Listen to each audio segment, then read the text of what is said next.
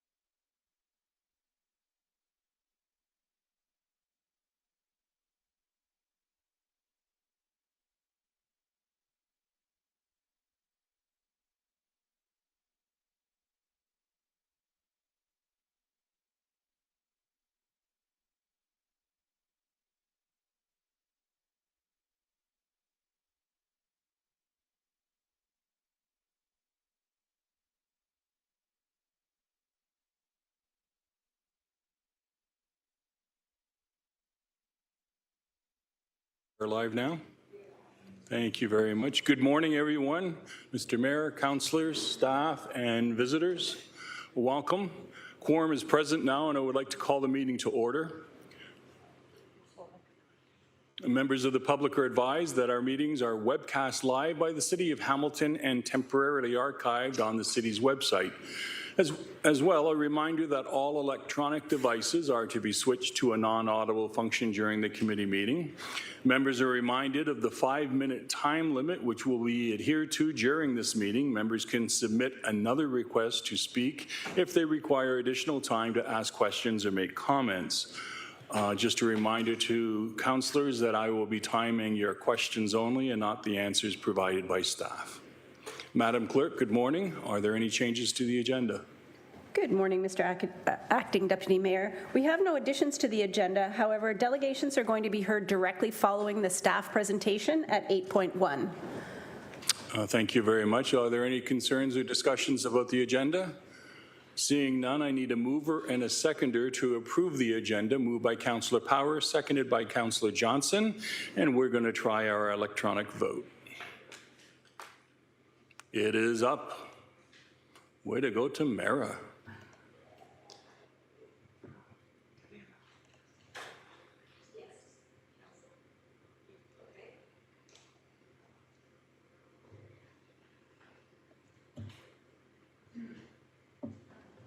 Councillor Ferguson is giving a thumbs up, Tamara. And Councillor Powers is thumbs up as well, I see. Correct. And Councillor Jackson, were you able to vote? Councillor Jackson is not here yet.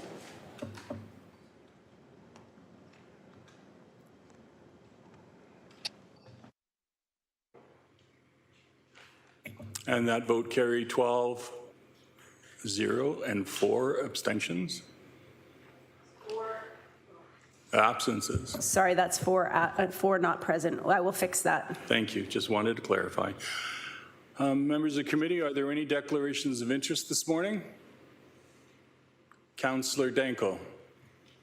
Thank you, Mr. Chairman. I have a non-disqualifying interest in item 10.6. That's the Hamilton Wentworth District School Board Liaison Committee report, as my wife is currently the chair of the board. Thank you.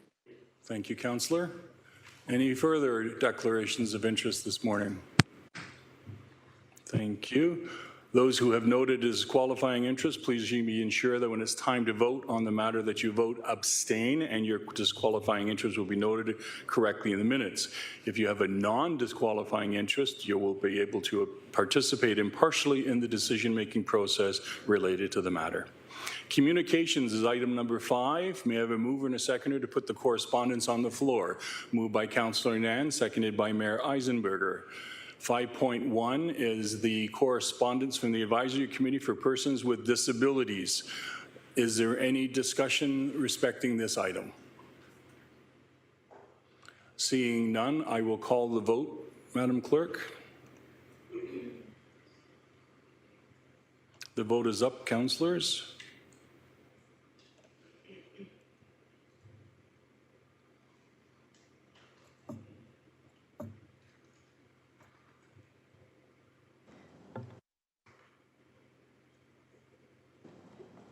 Apologies, Councillor Powers. Your vote is thumbs up. Thank you.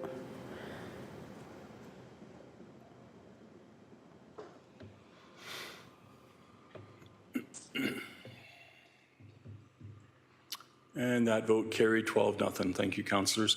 Consent items is 7.1, Barton Village Business Improvement Area, BIA, Revised Board of Management, PED 22174, Wards 2 and 3. Is there any discussion respecting item 7.1? Councillor Nan, please. No discussion. Thank you, Deputy Mayor. Happy to move it. Thank you. And do I have a seconder? Councillor Vanderbeek. Thank you. Councillor Nan and Councillor Vanderbeek. Madam Clerk. And we'll now have that vote.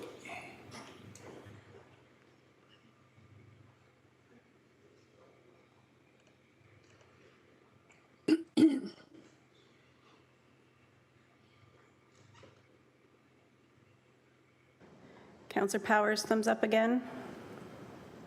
Where are you? There you are. Thank you. And Councillor Paul's thumbs up as well. And that vote carried 12-0. Thank you, councillors. We are now moving on to item 8, staff presentations. Item 8.1 is the Community Benefits Protocol Advisory Committee, HSC 19066A citywide.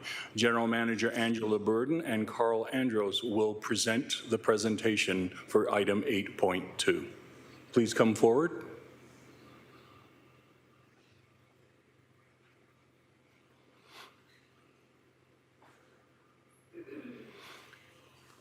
And for the benefit of the councillors, we have a number of guests in the gallery this morning.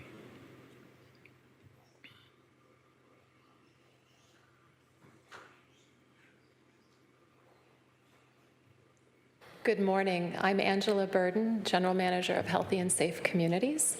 Through the chair, we're pleased to provide a presentation on community benefits and Community Benefits Network. Manager Carl Andros is here with me today to provide some education. The discussion on community benefits agreements and bringing together a formal group to discuss community benefits began in 2018. In 2019, Council saw a report that described the formation of a Community Benefits Protocol Subcommittee as a way to begin these formal conversations. At that time, there were questions that came forward on the different components of community benefits frameworks, what they include and how they fit with other work already happening in the city. Today, we have a presentation for you to provide some background on what community benefits agreements and frameworks are and how they were implemented in other cities. You will see from the presentation today that the creation of a community benefits framework does not happen quickly and is really rooted in community conversations. With approval of a terms of reference for a Community Benefits Protocol Subcommittee, we can establish the subcommittee and begin to start some of these important conversations. Today we have Carl Andros, who is the Community Benefits Manager with the Hamilton Community Benefits Network, who will share his expertise on community benefits frameworks with you. And then I will provide some final comments before we move into questions on the staff report following the presentation. Welcome, Carl, and over to you. Good morning, Carl. Thank you for inviting me here to talk about the Hamilton Community Benefits Network, the Community Benefits Movement, and Community Benefits Agreements. For those of you that don't know me, I'm Carl Andros, the Community Benefits Manager at the HCBM. The term community benefits gets thrown around a lot and can mean many different things to different people. So I'm here today to hopefully provide some clarity, answer some questions, and provide a little background. Before getting a little more in-depth and technical, I would like to take a bit of time to talk about the history of the community benefits movement. It originated in the late 1990s in urban redevelopment practices in the United States. This urban renewal saw governments and private sector invest back in the downtown cores of cities that were experiencing unemployment and poverty. There was support from local governments as cities and states often granted public subsidies or tax exemptions in order for developers to more easily and quickly help those areas prosper. However, many local community groups resisted this change and demanded more of a voice in how those public investment dollars might shape their communities. They negotiated community supports in exchange for a voice in the change, asking that they were implemented through a more equitable and inclusive process. Community benefits groups began to demand that these projects deliver community benefits beyond the physical infrastructure, often relating to affordable housing, community environmental improvements, and employment opportunities. From those negotiations in the United States, a series of what are called community benefit agreements emerged. So what is a community benefit agreement? This is where Hamilton has a chance through the implementation of this committee for staff, community, and council to define what community benefits can mean for us. There are distinct approaches to community benefits, including community benefit agreements, community benefit clauses, social procurement policies. A community benefit agreement is basically a legal contract typically signed between developers, government, and/or community groups that leverage construction or infrastructure projects to achieve social, economic, or environmental community needs on a project-by-project basis. Community benefit clauses incorporate community benefits in public contracts. Order. With the greatest of respect, your guests here today, please cooperate with us, okay? I understand. Thank you very much. commonly through public procurement processes. While community benefit agreements are focused on incorporating community benefits into development and infrastructure projects on a project-by-project basis, community benefit clauses are designed to include community benefit requirements in a more systematic way in public contracts, such as through procurement, and are guided by policy frameworks. In some ways, you as a council are already doing this, like including a percentage of affordable housing requirements in the West Harbour redevelopment. There are social procurement policies which refer to social purchasing efforts by large institutions with a focus on supplier diversity and delivering community benefits through purchasing. For the procurement component of community benefits, the term social procurement is often used interchangeably. It's important to note that although community benefits might contain similar sounding demands, each one is different and requires strong resident engagement and buy-in. They are shaped by the community and can vary from city to city or even project to project. In principle, Metrolinx, HCBN, and the city are investigating what a specific community benefits agreement for the Hamilton Light Rail project might look like. That is a single example. There are many others. I hope to show a few of you today. Just quickly to mention that the community benefits in Ontario started under the previous government of Kathleen Wynne with the Ontario Infrastructure for Jobs and Prosperity Act, Bill 6.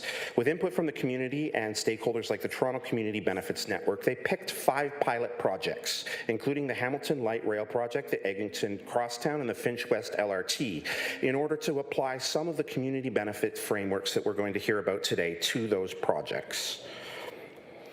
So what is the Hamilton Community Benefits Network? It was formed as a community labor coalition back in 2016 and 2017 to take advantage of the opportunities presented by the political climate of the government then and the announcement of Hamilton as a pilot project for community benefits agreements. Some of our core founding groups include the Hamilton Brantford Building Trades, the Hamilton District Labor Council, the Hamilton Centre for Civic Inclusion, the Immigrant Working Centre, the Hamilton Roundtable for Poverty Reduction, the YWCA Hamilton. We consist of 63 diverse members and partners, including environmental and disability rights groups, neighborhood associations, not-for-profits, workforce development agencies, unions, and much more interested in advocating community benefits agreements as an institution of social change in our city. We're funded by grant dollars from the Hamilton Community Foundation, the Atkinson Foundation, and the United Way of Hamilton-Halton. The community benefits term is used as an umbrella for a variety of net positive gains through policy, procedure, bylaws, and other tools. The vast majority of them ask organizations to review how they are spending, usually public funds, and to make sure that those expenditures include the voices of the community, but also provide tangible gains on the spent dollars. The City of Toronto, for example, has 6 community benefits framework initiatives that they're taking place right now. I'll talk a little bit about those in a moment. I wanted to frame the reason why the Community Benefits Protocol Advisory Committee was formed, to give a chance for HCBN to work with City Council and staff on defining community benefits and community benefit policies for the City of Hamilton. There are already policies and initiatives that could be considered community benefits that this council has already undertaken. Other cities have worked with community organizations to set up a more formalized community benefits practice. We hope to do the same with the next term of council. Quickly, I'm just going to go through a few of these. I won't dig into them too much, but the City of Toronto, TCBN, signed a community benefits agreement for the Woodbine Casino that included some hard targets on employment metrics, a child care facility, as well as opportunities for social hiring and social procurement through local businesses, including racialized and women-owned businesses. This is one example of an agreement set up not only to address community concerns around the potential negative impacts of the casino, but bringing the jobs local and acknowledging childcare needs and community access. It was very unique that the hiring criteria for this local hiring included the postal code where the casino was to take place, making sure that the jobs of that casino brought directly employed residents in that area. There was an MOU done. This is an example of a private MOU between a developer, the City of Ottawa, and the Ottawa Community Benefits Network. This had to do with the redevelopment of what was called the Manor Park Estate. Again, I don't want to dig too much into it, but by providing a new secondary plan for the Manor Park area and adding substantial density zoning to that area, an extra 3,872 units, the developer agreed to several terms in order to get that rezoning. One of them was a no displacement policy, policy that every renter would receive a new unit phased throughout construction at or below their current market rents, that a total of 10% of the net new units would be affordable housing created for 20 years. This MOU would be binding to future sales of the land and tied to the deed of that property, and the developer will work to enter into a formal community benefits agreement with the Ottawa Community Benefits Network around employment targets for the construction of this project, with an eye to hiring disadvantaged groups to gain apprenticeship and employment practices as part of the project. The City of Toronto has a community benefits policy and a social procurement bylaw. The Toronto Community Benefits Network was able to have city staff look at both social procurement bylaw that gave the opportunity for racialized and women-owned businesses to be used for small procurement items that the City of Toronto needed on a daily basis. They also passed a community benefits bylaw that mandated that the city negotiate a separate community-led agreement on large projects the City of Toronto was undertaking. It's important to note that these agreements were not one-size-fits-all, and some of the core principles of CBAs needed to be tailored to each of the community's needs on the project. So I've included in your package here slides 10, 11, and 12. These are examples, again, of the Metrolinx agreement from the Crosstown and Finch West LRT to give you an idea of some of what the City of Hamilton might look to Metrolinx to get from a community benefits deal. I've also included those outcomes in the slides in your package for you that talk about some of the successes to date in terms of local procurement, in terms of apprenticeship and professional, administrative, and technical placements. I've also included in your information package, and I won't dive in too much, information on the Windsor-Essex Community Benefits Coalition Agreement, on the development of the Gordie Howe International Bridge, and some of the outcomes that were agreed to in that community benefits agreement, just so that you have that for your information. Which brings me to the point of why I'm here today. The Community Benefits Protocol Advisory Committee was ratified unanimously back in June 27th, 2018, during the last term of Council.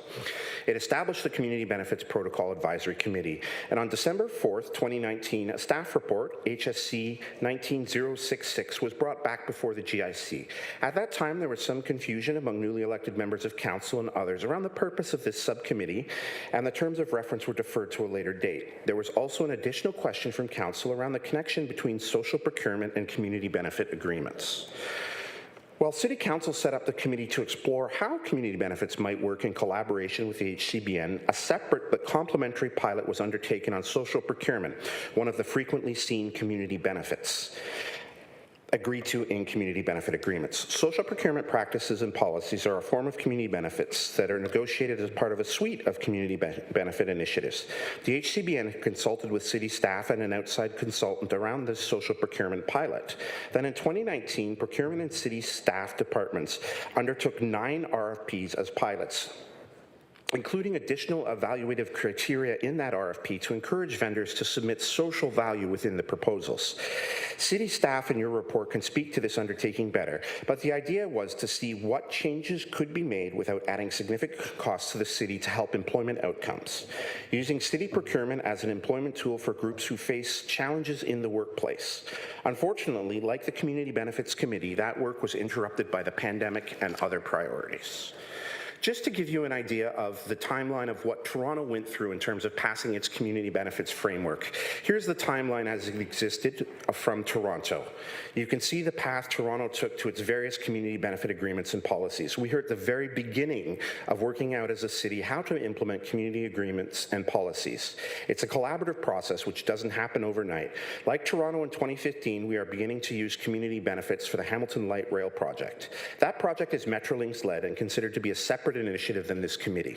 HCBN will work with city staff and the LRT subcommittee on shaping the Hamilton LRT community benefits agreement. But this committee will be an opportunity for the next term of council to shape how to use community benefits agreements as an additional tool for social betterment of the residents of Hamilton on future projects and procurements. So with staff unable, due to the requirements of the pandemic and other challenges, to complete the social procurement undertaking, the Community Benefits Committee continues to be pushed forward on the outstanding business list.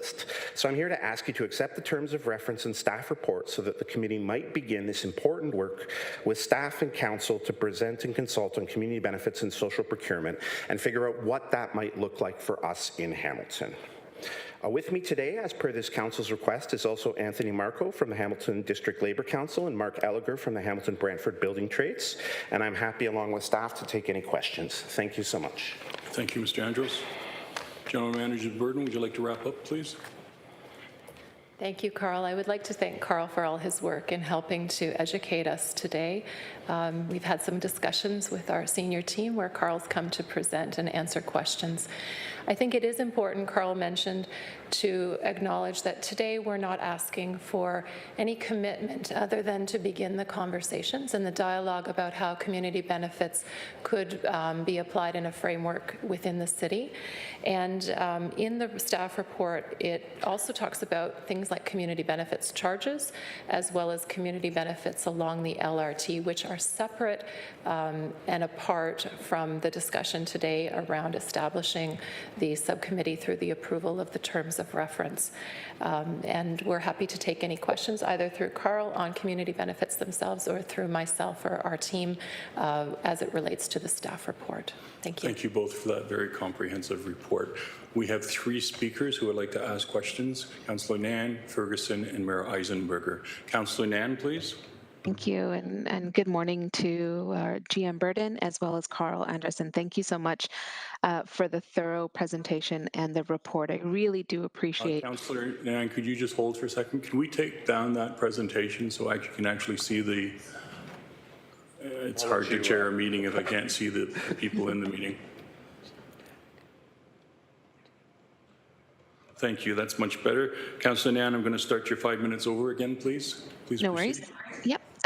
And so, yeah, appreciating the thoroughness and the opportunity for not just staff, but also this committee to better understand the value of community benefits agreements and how they've evolved from being project-specific frameworks to being frameworks that municipalities apply in multiple settings and in multiple opportunities. I heard that they can be applied to not only major infrastructure projects, but also development projects where the municipality has an interest to work with a private developer to deliver much needed community outcomes and, most importantly, population outcomes that change the trajectory of health and well-being for residents. So thank you for that. Couple of questions, if I could, through you, Deputy Mayor. One is the reference to the social procurement pilot. To staff, what is the status of our social procurement policy? Has it gone beyond the pilot? And are we in a similar scenario as the City of Toronto where we have a social procurement bylaw? Thank you, Councillor. General Manager Burden, you can refer this to anyone you wish. Thank you. Through the chair, I'd like to refer this to General Manager Zagaric, or Tina may be on the line as well. Mr. Zagaric. Through the chair, I'm just going to inquire if Tina Ikoa, our manager procurement, is online. And while we are waiting to see if Tina is online to the councillor's question, we do not have a social procurement policy similar to the City of Toronto. While we did pilot in 2019 a series of social procurement projects in coordination with some of the program areas, because of the pandemic and because of workload issues tied to the pandemic and some turnover in procurement, we were not able to advance the social procurement work beyond the 9 pilots in 2019. So to the councillor's question, we are absent a bylaw. It is on our work plan, but again, because of competing demands, we haven't made progress on the bylaw, social procurement bylaw, and we are looking towards working with some of the program areas with additional opportunities surrounding social procurement in 2023. Thank you, sir. General Manager. Councillor Nan, Really please. appreciate that. Thank you. In terms of the reference to the terms of reference being updated, General Manager Burden, you mentioned that the first step could be approval of the terms of reference, and that would then enable the next term of council to begin having the subcommittee meet. Did I get that right? In terms of proposed next steps? Through the chair, that is correct. Okay. And through you, Deputy Mayor, do we have those updated terms of reference as part of this report? Or were they previously approved, or are they to come? Thank you. Through the chair, they should be in the package. I'll ask Manager Jen Hohal to provide further clarification on the terms of reference themselves. Thank you. Good morning, Manager. Jen Hohal, manager in the General Manager's office. Councillor Nan, what you will see in your package is the previous terms of reference that were brought forward in 2019. So we will modify the terms of reference as per the direction that was provided in 2019 and as per the additional change that is mentioned in the staff report in terms of the healthy and safe community staff that will support the committee moving forward. Thank you, Manager. I appreciate that. For me on WebEx, all I see is the overarching report and the slide deck for the presentation under item 8.1 on the agenda. I don't have a link for the appendix, and that's okay. And the last question I do have, Manager, then staff already have direction to be updating the terms of reference. You're not seeking further direction today. Through the chair, correct. We received the direction to update that in 2019. Thank you. Those are my questions for now. Thank you, Councillor. The next speaker is Councillor Ferguson, please. Thanks, Mr. Chairman. Is Tina on the line with us today? If she is, can she turn her camera She on? is present now, Councillor. Okay. Go ahead, Councillor. So Tina, we've done some pilots by listening to Mike Zagaric on social procurement. It's been suggested, and I like Councillor Nan, have not got the appendices that was referenced by the general manager or by the presenter. But do we find that by having to put will we find by having to put every project that we procured on through this new committee, well, are you concerned that'll slow down our procurement process? Tina, please. Through the chair, if there is a process in which all of our procurements need to get vetted prior to with the committee, yes, that will certainly slow things down. If I can just make a point of clarification, I believe the terms of reference are in the report that was brought forward last year, which is an appendix to this report, I believe. Or there's another link below the main link in the agenda. So if anybody was looking. I'm looking online right now, and the report, that it just gives her the 8.1 gives us the presentation that was presented today, and then the recommendation of it, but it's only, let me just flip to the bottom, it's 5 pages long, so it doesn't have, but I can see any terms of reference on it. I think Councillor Nam made reference to the same thing. So I believe, Councillor, 8.1A, there's an A link in the agenda. I believe that is the original report with the terms of reference, because I mistakenly clicked on that one last week and I got a little confused. So I believe it's in that A. As always, you're right. Stated December the 4th. It's a great. report under A. So I apologize for that, Tina. My second question is, and probably this goes to either Tina or the GM. Do we expect to set quotas on contractors, the number of marginalized people that they hire, and the number of local individuals that they hire? Is that part of the plan? General Manager Burden, please. Thank you. Through the chair to the councillor. I think it's important to remember that what's before the committee today is the approval of the terms of reference, which will enable us to start the meetings of the subcommittee to develop a framework. Social procurement and details around social procurement might be one tool that comes forward as a result of those conversations, but there's nothing in the content that will change or is proposed to change or have impact on our social procurement today or any other practice within the city right now. It's really to start those conversations to explore what other communities have done and what might make sense for Hamilton, and anything that is recommended to be part of that framework, including social procurement, would come back before committee and council for discussion and deliberation. Councillor Ferguson, you haven't locked down then, listening to your answer, any quotas for hiring marginalized individuals or local individuals. As I read through, for example, Toronto, I see they're getting 40% of the employees the contractors hire for project are local. So we haven't set any threshold like that yet. That's what I heard. General Manager Burden. Through the chair, that is correct. And I would say that we have examples, we've presented examples of what other municipalities have found appropriate and what works for them. But it's premature to have those discussions in terms of the community benefits framework that might be applied within Hamilton, and would definitely be a subject of further conversation at a later date. Councillor. Okay, and then just for information to you, General Manager, construction unions do the hiring for the contractors. The contractors must hire through the union hall.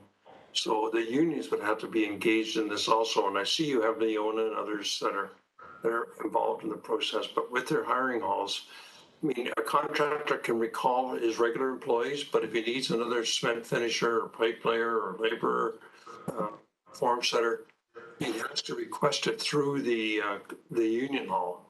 He can't direct hire without their permission. And normally that permission will not be easily granted. So I put that to you just as a help to you in setting guidelines about the types of people we hire. They have to certainly be members of Local 837 or 793 or 18, any of those construction unions as a first part. But then the contractor doesn't have the ability most of the time to hire the individuals that they want. That have to come through the hiring hall. So that's just there for information. And so I just want to make sure that we're not, I mean, there's been a lot of concern this year about the slowness of getting projects out to tender. And I just hope something you put together doesn't constipate the process even worse. So I put that out as for information also, because all you're looking is to get approval on the terms of reference today. But just a cautionary note on the construction side and quotas that you may set. So that's all I have, Mr. Chair. Thank you very much, Councillor. The next speaker is Mayor Eisenberger, please, sir. My apologies, sir. Thank you. And I heard a line that I want to kind of use in the future, which is constipate the process. I haven't heard that in a while, but it's a good one.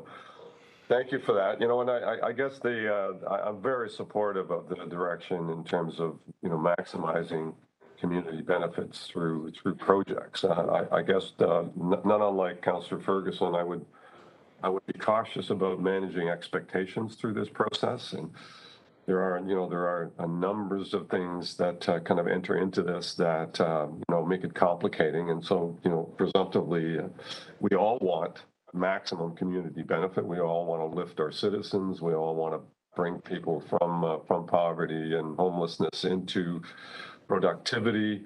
That's a motherhood statement for sure. And I think that's something that we all want to do. We want to maximize the ability to, if it's steel-related products, that we maximize the opportunity to get local steel. If it's paint products, maximize the opportunity to get local procurement on things that are available. But at some level, it could start to feel like we're being protectionist, and our procurement system is set up to be open to quality pricing and not excluding other communities, and vice versa when it comes to providing benefit to our community or other communities. So our local contractors are also bidding on projects in other communities in other places. And so, the expectation might be from some that we circle the wagons and trying to keep everything contained within Hamilton to the best degree possible. That I'm not sure is the right direction to go. So in that light, and maybe through you, Mr. Chair, to Angela Burden or to Carl, if they want to address that, because there's an element of that in this that we need to be cautious about. And again, I'm fully supportive. I want maximum benefit for any project for citizens of Hamilton, whether it's utility or production or products, placement, all of that. We all want to go there, but we also want to ensure that companies and industries that are working here are able to do procurement in other places as well, because it's fundamentally part of their business plan. So in that light, what cautions are you putting in place, or are you thinking about, that would prevent that kind of protectionism to start to take hold, which could become an element if we go too far down this road? Thank you, Mr. Mayor. Mr. Andros, you'd like to respond? Yeah, respectfully, through the chair, I'm happy to respond to that. So we have an opportunity through the example of many other communities, whether it's Vancouver, Toronto, Windsor, Essex, to kind of analyze what they've done and what practices they've put into place, what the impacts of those practices have been, and then for us to kind of come to our own suggestion working with staff. As I tried to mention throughout this process, it took Toronto almost 7 years to develop its community benefits bylaw. It was not an overnight process. It involved heavy negotiation and involvement of the Toronto community benefits, the major construction unions. Just to mention as well, Mark Elliger from the Hamilton Brantford Building Trades is delegating later and is here with me today. So this is a collaborative process, but it's a long process, and it's not intended to muck up the works, as it were, overnight. It's something that you work with staff to find out what's reasonable for the city, what won't add too much to the bottom line in terms of our procurement costs, but also might make us a little bit more competitive. Like I said, this is something the City of Toronto is actively pursuing. The City of Mississauga is now looking at incorporating some community benefits. They're popping up, community benefits groups and community benefits frameworks are popping up across the country.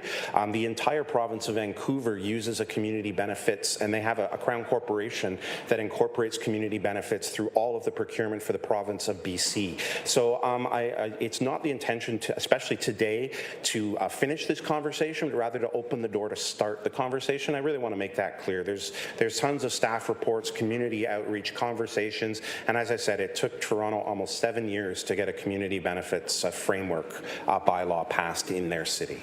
Thank you, sir. Mr. Mayor? Thank you. Yeah, and that's exactly the point. I think Carl hit the nail on the head. It's managing expectations in terms of what we're able to achieve and when. This is a complicated process that involves many people, and I think there's a good understanding of that. And I do appreciate the delegates that are coming forward, Anthony Marco and Mark Elliker, who's obviously representing the building trades, that obviously would have a role to play in ensuring local content, but also the ability to procure and here and other places as well.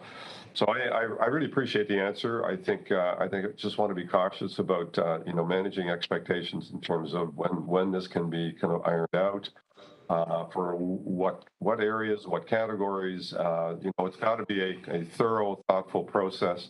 But the end game is, and I agree with it. I think Carl does, and I think Angie does as well, as do most councillors. I think agree that we all want to maximize kind of local benefit to the best degree possible to lift our citizens and our businesses in the best way possible. So we really appreciate the effort, and it'll be an interesting journey, and I know it'll be beneficial and fruitful going forward, and I look forward to hearing about the ongoing dialogue that's going to happen with all of those in our community that are going to have an interest in this.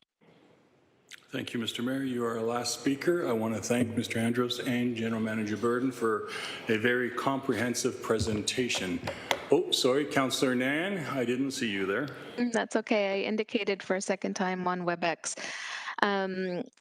Thank you for that, Deputy Mayor. And before our presenters leave, just wanted to ask one more question. So the framing of caution versus opportunity, and it doesn't have to be adversarial, right? There's issues that we'll have to pay really close, diligent attention to as a municipality in order to maximize the benefits that are available through these frameworks. I wanted to share one of the principles that was discussed through a previous community benefits network in another city, and that principle was that residents of the local neighborhood wouldn't end up being displaced economically as a result of one of the larger redevelopment projects. And so that principle being agreed to in a memorandum of understanding then led the municipality to work in tandem with building trades and local training opportunities. So either training programs that are run by building trades or training programs that were run by the local community colleges in order to give the local residents an opportunity to participate in workforce development and get the skills in a time frame that would enable them to be hired by those companies that were procured into those projects. So, you know, to just reiterate the points that have been made by some of the presenters here, it does take a long lead time to implement really successful community benefit programs. And it takes diligence and it takes really great partnerships in order to make that happen. And I think that's the possibility that so many of us want to see happen. And I think it's a demonstration and possibility for ongoing excellence for our municipality. Final question to you, Deputy Mayor, just procedurally. Do we need to move the terms of reference at this GIC in order to enable the next steps to proceed? I heard both things come forward in previous responses. That would be later in the meeting, not right now. At the moment, we're dealing with the presentation, and so we will move receipt of the presentation only at this time. Got it. Happy to do so at that time. Thank you. Thank you, Councillor. Once again, I wanted to take the opportunity to thank General Manager Burden and Mr. Andrus. Very comprehensive presentation and much appreciated by all, I'm sure. Thank you. Thank you. I have a mover to move receipt of the presentation. The seconder is Councillor Powers. So it's Councillor Nan and Councillor Powers, Madam Clerk. And I'll call for the vote.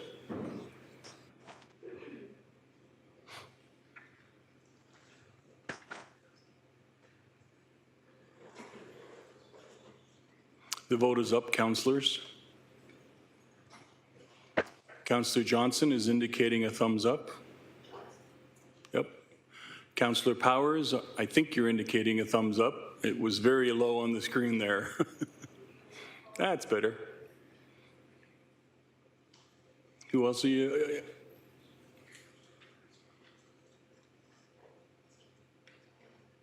And that vote carried 12-0. Thank you, councillors, very much. We are moving forward on the agenda to delegations. Item 9 is delegations. Member of the committee, in the interest of time, we will take one vote to receive all of the delegations following the last delegate. The first delegate this morning is Anthony Marco, Hamilton Community Benefit Network, respecting items 8.1 and 8.1A, reports HSC 19066 and HSC 19066A, Community Benefits Protocol Advisory Committee. I'd like to call upon Mr. Marco of the Hamilton Community Benefits Network to speak to these items. Good morning, sir. Good morning. Thank you for having me.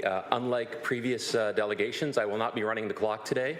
I am really just here because my name was mentioned as part of the original discussion, and I was one of the initial members of the subcommittee that was set up. All I'm here to do today is to say that after having been the previous chair of the HCBN, the Community Benefits Network, for 2 to 3 years, I am no longer in that position, and we are happy to have passed off much of the responsibilities to Carl and his team, and we fully support their efforts, not only through myself personally, but through the Labour Council, and I would encourage this council to move as efficiently as possible towards getting us to a place in the next term where we can start to implement community benefits agreements.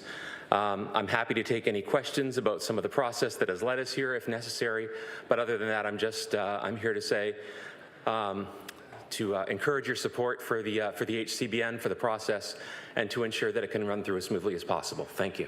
Thank you, Mr. Marco. Before you go, are there any questions of Mr. Marco from the councillors? Seeing none, thank you, sir, for appearing here this morning.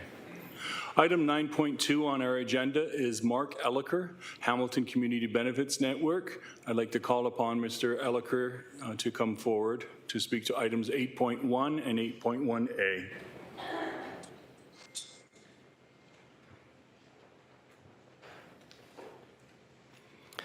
Deputy Mayor. Good morning, sir. Did I pronounce your name correctly? Excellent. Thank you, sir.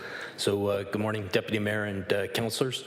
Hamilton Brantford Building Trades would just stand in support of the report, and we understand there is a lot of work to be done, but we look forward to coming to the table and the broadest umbrella possible, getting the community, getting the municipality and businesses to the table to discuss a protocol that could benefit people, I think, long term. So I'm just here to stand in support, and if there's any questions. Thank you, sir. Any questions for Mr. Elliker? Councillor Farr? Thank you, Mr. Chair, and hello to you, Mark, and congratulations. I know you've been a strong advocate with your team up on the East Mountain when you regularly meet on community benefits. I think it's on most of your agendas. I got a quick question. Perfectly, obviously, supportive of what's before us here today, and as you know, along with Councillor Green, we were sort of the originators back in 2018, and it was all based on guidance by people like you and Anthony Markle. But I've noticed since, and I've kind of been an unofficial member of the board for a local group, Trades in the Hammer, that you know of. I think Leuna does some stuff. I know they do the scholarships, but I'm talking about training and training vulnerable youth in trades and how beneficial it is. I know your organization's quite involved, and of course with community benefits as the highlight there. And then even the Central Ontario Building Trades, Mark, have their Hammerheads program. My question is for you, Chair. How do what we're doing now to that end? How does that all tie in? And specifically, locally, I know the Trades in the Hammer. I'm wondering where that's at. It's been a while, actually. Thank you, Councillor. Mr. Elliker, please.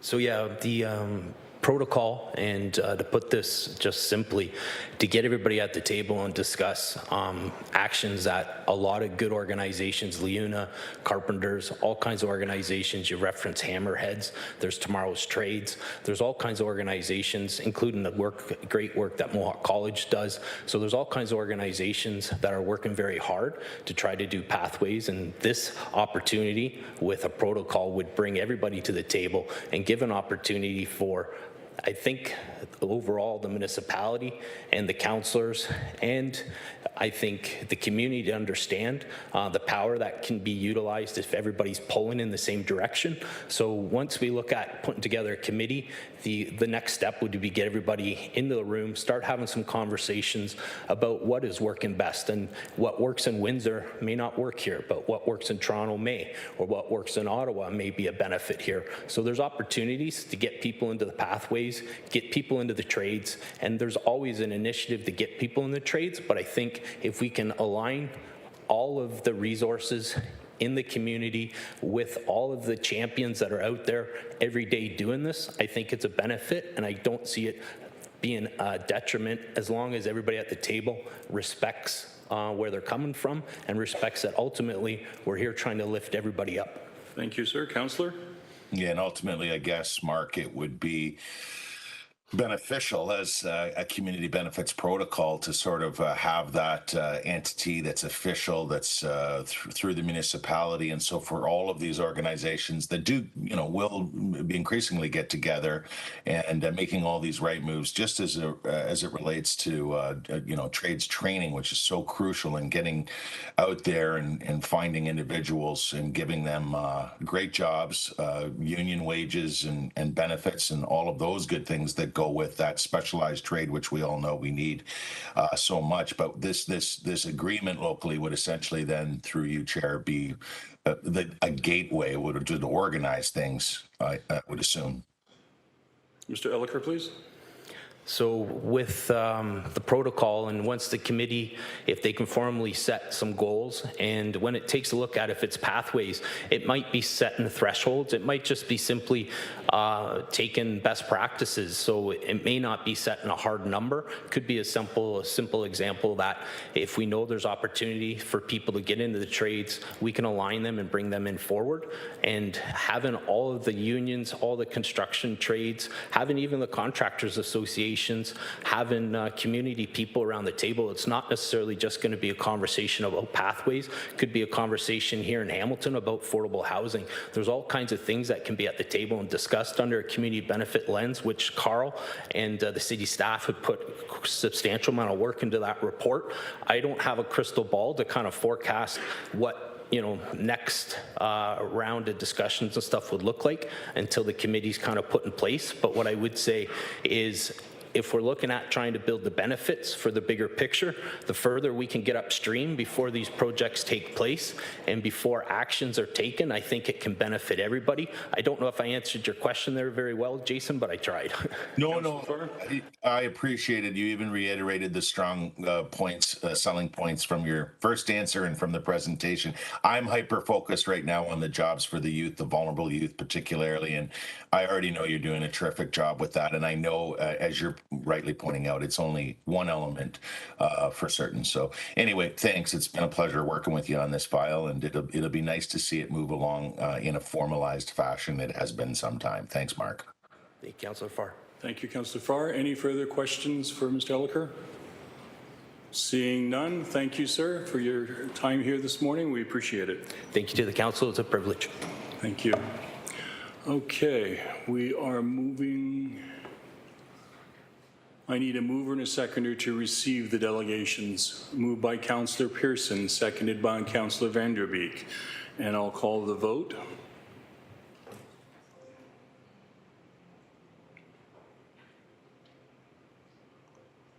The vote is up.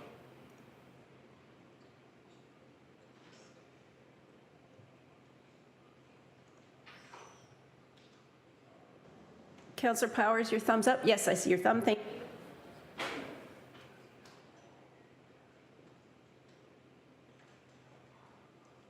And that carried 13-0. Thank you, councillors. So we're moving on to item 8. Item 8.1 is the Community Benefits Protocol Advisory Committee, HSC 19066A, citywide. May I have a mover and a seconder to put the report, item 8.1, on the floor? Moved by Councillor Nan, seconded by Councillor Farr. Any questions on the report? And if you don't mind, I need one clarification. So the terms of reference was revised and it was not included in the report. So can we have that revised terms of reference forwarded to the council meeting for approval? So if we, Mr. Chair, sorry, Tamara Bates from Clerks. I think what the best thing to do and the cleanest thing to do right now is to receive report 8.1. You can certainly receive report 8.1, which is an information item, and then receive report 8.1A, which is a recommendation item, which contains the old terms of reference. We have the new terms of reference here, which we can share on the screen. And if someone can move a motion to approve the new terms of reference, that would take care of everything. Can I ask how many pages are the terms of reference? I believe it's just one page. Okay, that sounds like a plan. Thank you very much, Madam Clerk. And sorry, through you, Mr. Chair, the changes are very slight. It's a very small change. Okay, so may I have a mover and a seconder to receive report 8.1?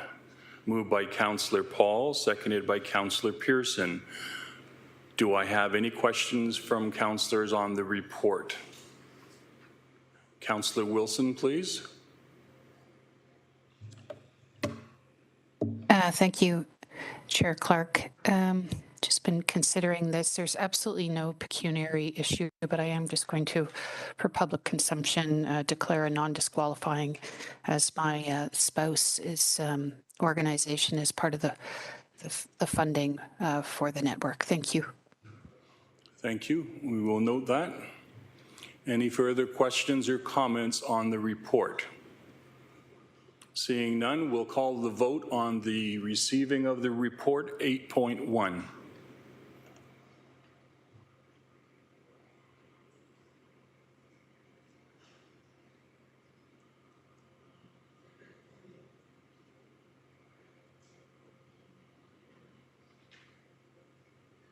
We've been having challenges with technology this morning, so please be patient.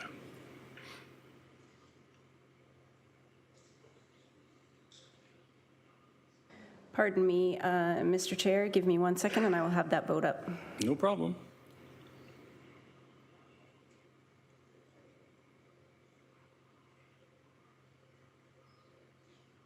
Councillor Jackson, you're not wearing your Hawaiian shirt this morning.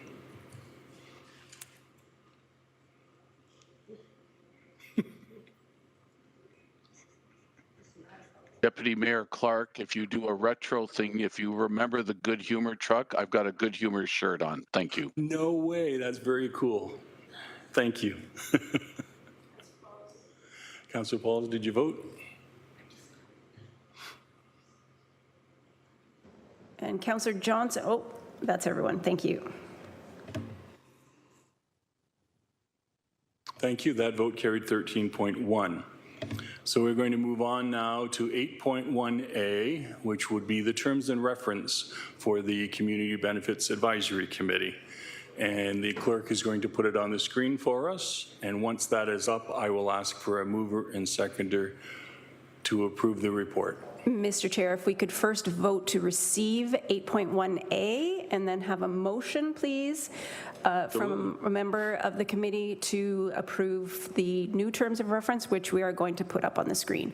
So the vote that's coming up before you right now is 8.1A, to receive instead of to approve. Thank you. Moved by Councillor Jackson and seconded by Councillor Farr.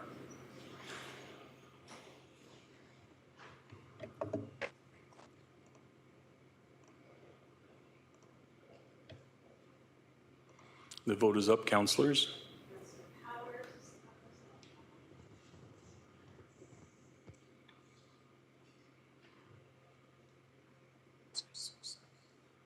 That carried 13-0. Now, if I can ask the clerk to put the revised terms of reference up.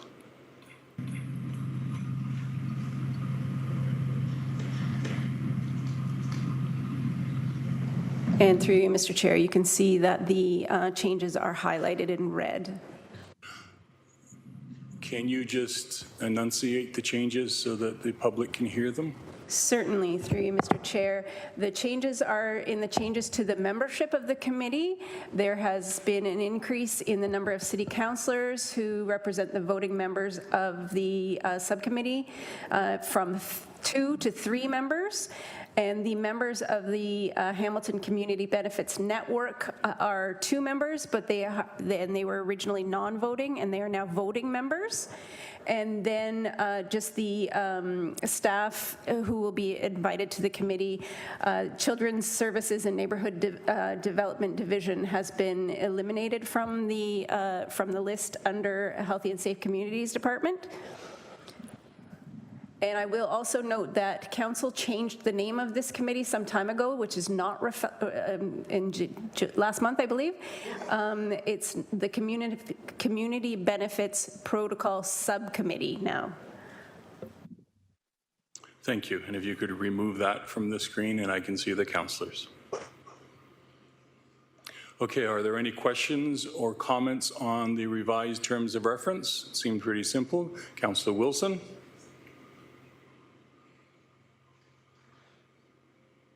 Thank you, Chair. Just a question to staff, if I may, through you. The rationale for not including anyone on the staff team from Transportation Services, please, or Public Works. Just give us a second, Councillor. We're of course the appropriate manager. General Manager Burden. Thank you. Through the chair to the councillor, we did not look at the membership afresh, just looked at some of those changes and would be happy to add membership from Public Works if that's the direction of the committee. Councillor Wilson, please. Thank you, Chair, and thank you, GM Burden. My consideration was, given their runway of knowledge of Public Works that will be coming and will be necessary, I would ask my colleagues what they thought of its inclusion. Thank you. I'm seeing some general agreement, but we need to formalize that with a motion to amend the terms of reference. So, Councillor Wilson, if you wanted to move to include Public Works in that terms of reference, I would so move, seconded by Councillor Nan. Councillor Nan. Thank you. And if you'll give us a minute, the clerk needs to formalize that into our system.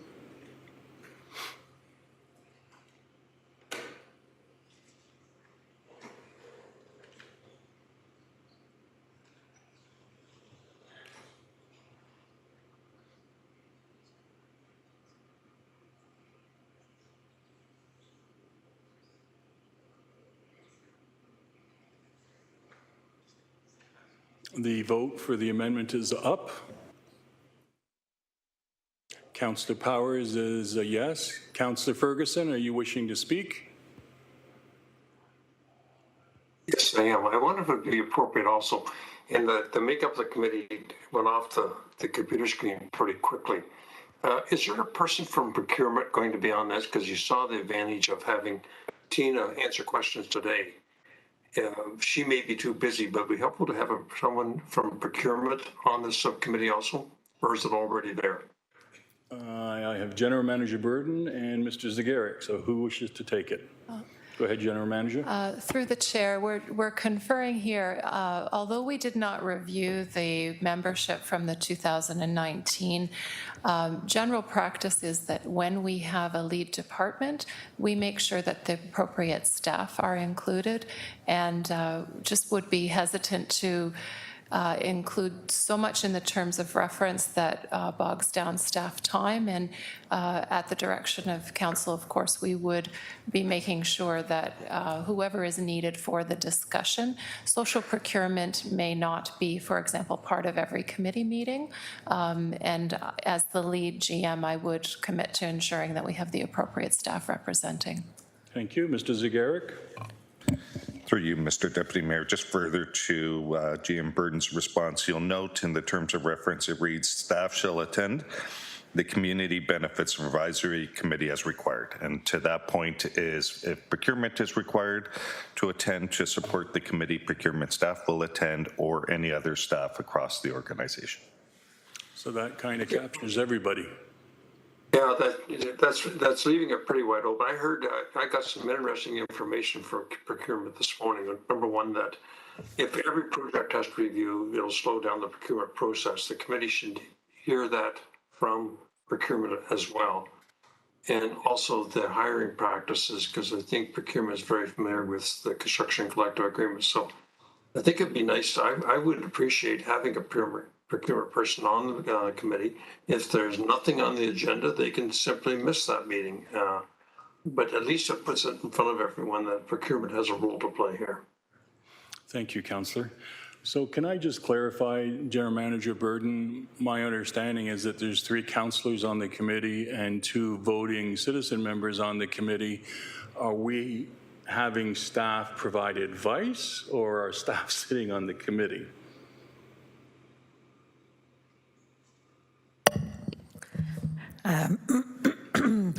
Through the chair, Jeanette Smith, City Manager. Typically, staff are there to provide advice, not as voting members of the committee, and that's pretty consistent across the board, and I would say it's the same.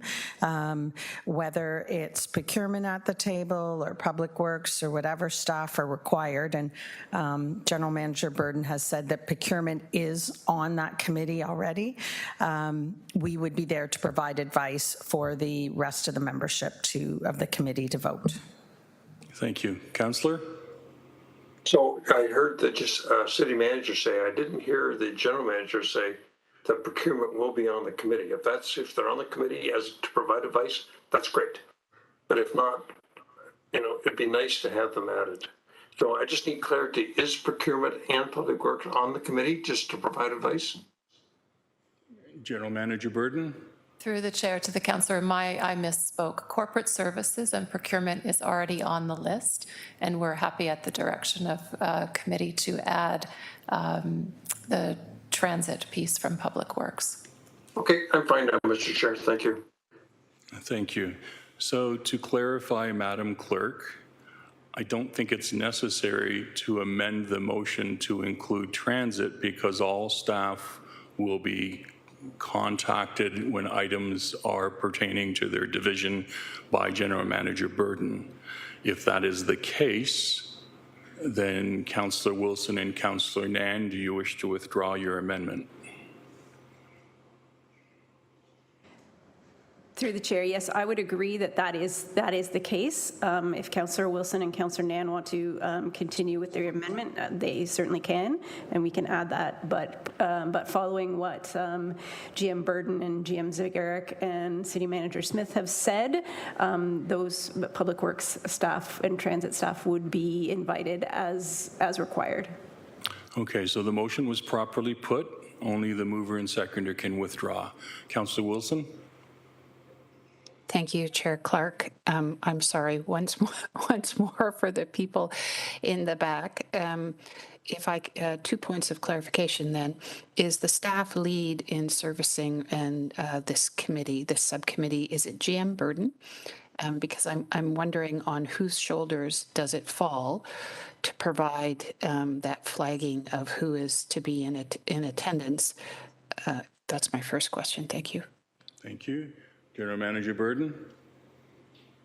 Through the chair, yes, that is myself as General Manager of Healthy and Safe Communities. Thank you. Councillor?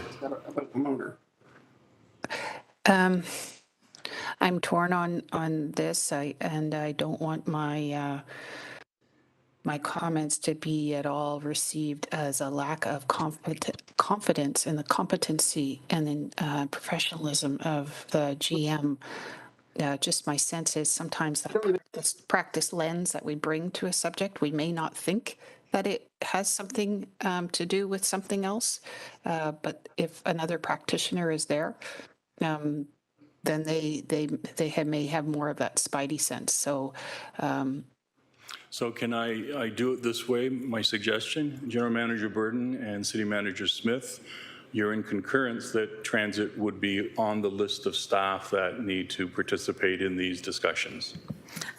Through the chair, I think in general I would say Public Works, and it may be transit, it may be other areas of Public Works as well, because of some of the large development projects that are done that might be relevant. I would just add, while I have the floor, thank you, through the chair, one of the things we do as the senior leadership team is we look ahead to the upcoming meetings of council and all the subcommittees, and so it gives us an opportunity to pause and make sure. But I also appreciate the point that sometimes we may miss things as well. Thank you. Does that provide confidence to you, Councillor Wilson? Yes, I do, and I trust that if it needs adjusting as we travel along, then an adjustment can be made then. Thank you, sir. Most assuredly, and Councillor Nan is indicating support for withdrawing the motion. Clerk? Through the chair, it's Tamara Bates from Clerks again. I'll also note that when the meeting agendas are published, they do go out to everyone, all of SLT, so any Public Works staff can certainly read the agenda and see if anything if their attention is required at that particular meeting. Thank you. Any further questions or comments on 8.1A? Councillor Farr, please. You just covered everything I was going to bring up, so thank you. No, I'm good. My pleasure, sir. Thank you. Okay, so we need to have the vote on 8.1A to approve the report. Correct, Madam Clerk? We have already received 8.1A, and now what's left to do is to approve the revised terms of reference.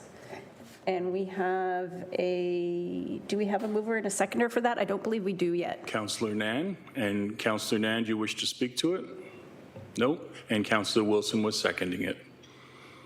So that item is now on the floor for a vote.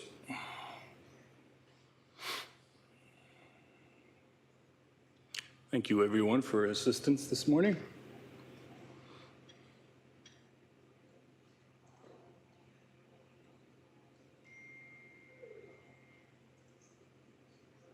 And the vote is up, councillors.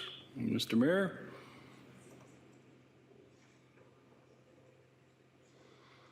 Councillor Powers is a thumbs up. And that vote carried 12-1 with 1 opposition. We are now moving on to, give me 2 seconds to look at my schedule.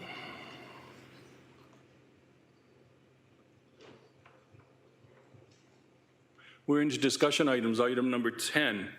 Item 10.1 is the Municipal Accommodation Tax, PED 20009C, citywide. May I have a mover and a seconder to put item 10.1 on the floor?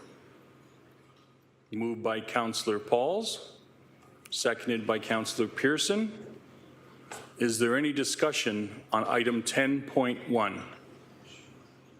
Councillor Wilson? Councillor Jackson is the next speaker. Go ahead, Councillor Wilson.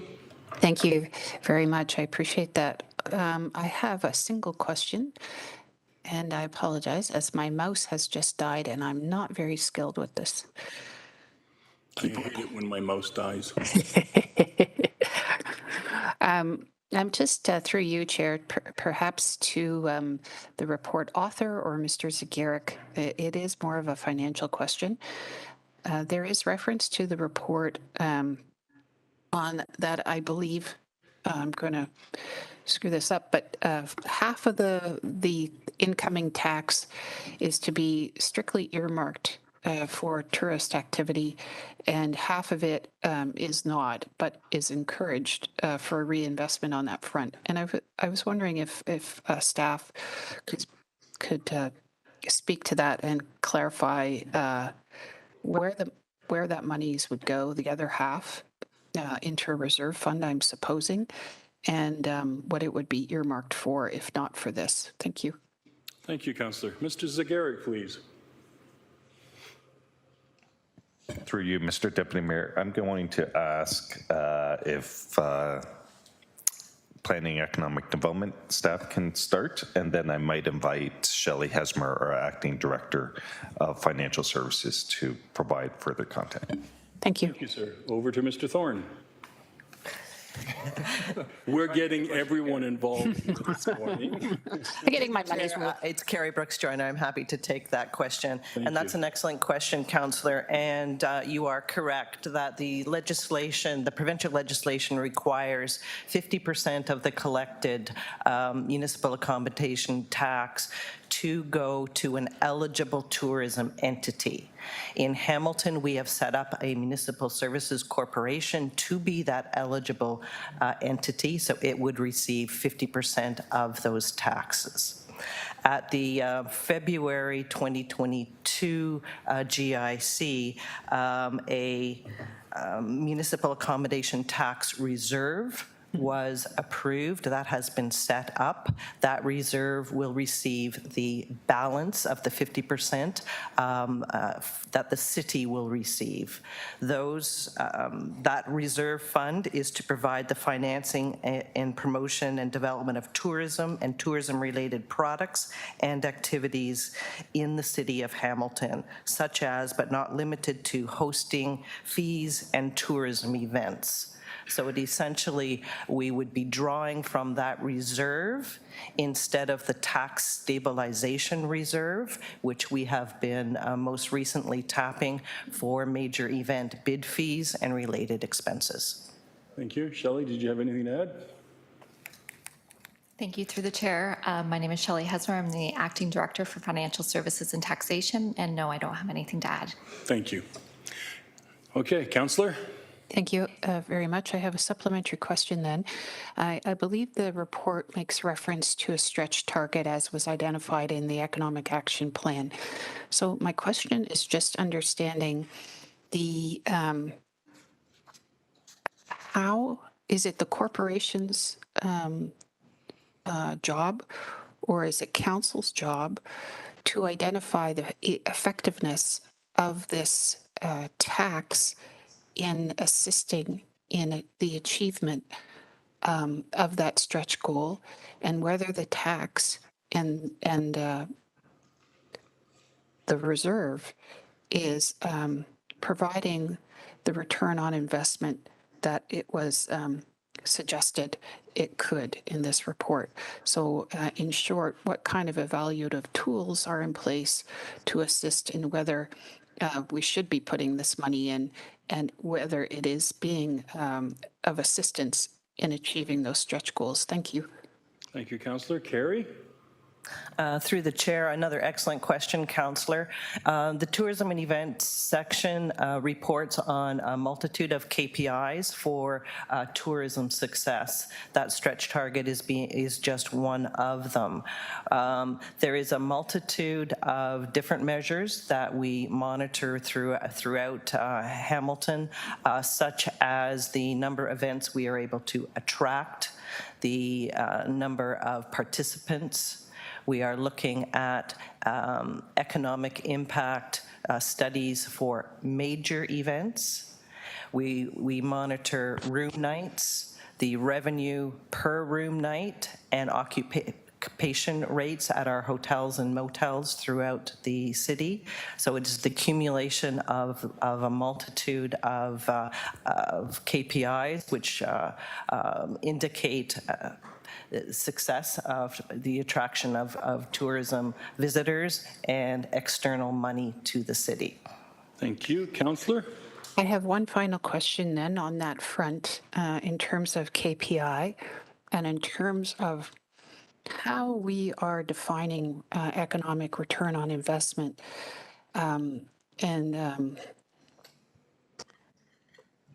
Is there an opportunity to inform our investment strategy such that it supports smaller local equity-based initiatives that also provide capacity building opportunities, skill building opportunities,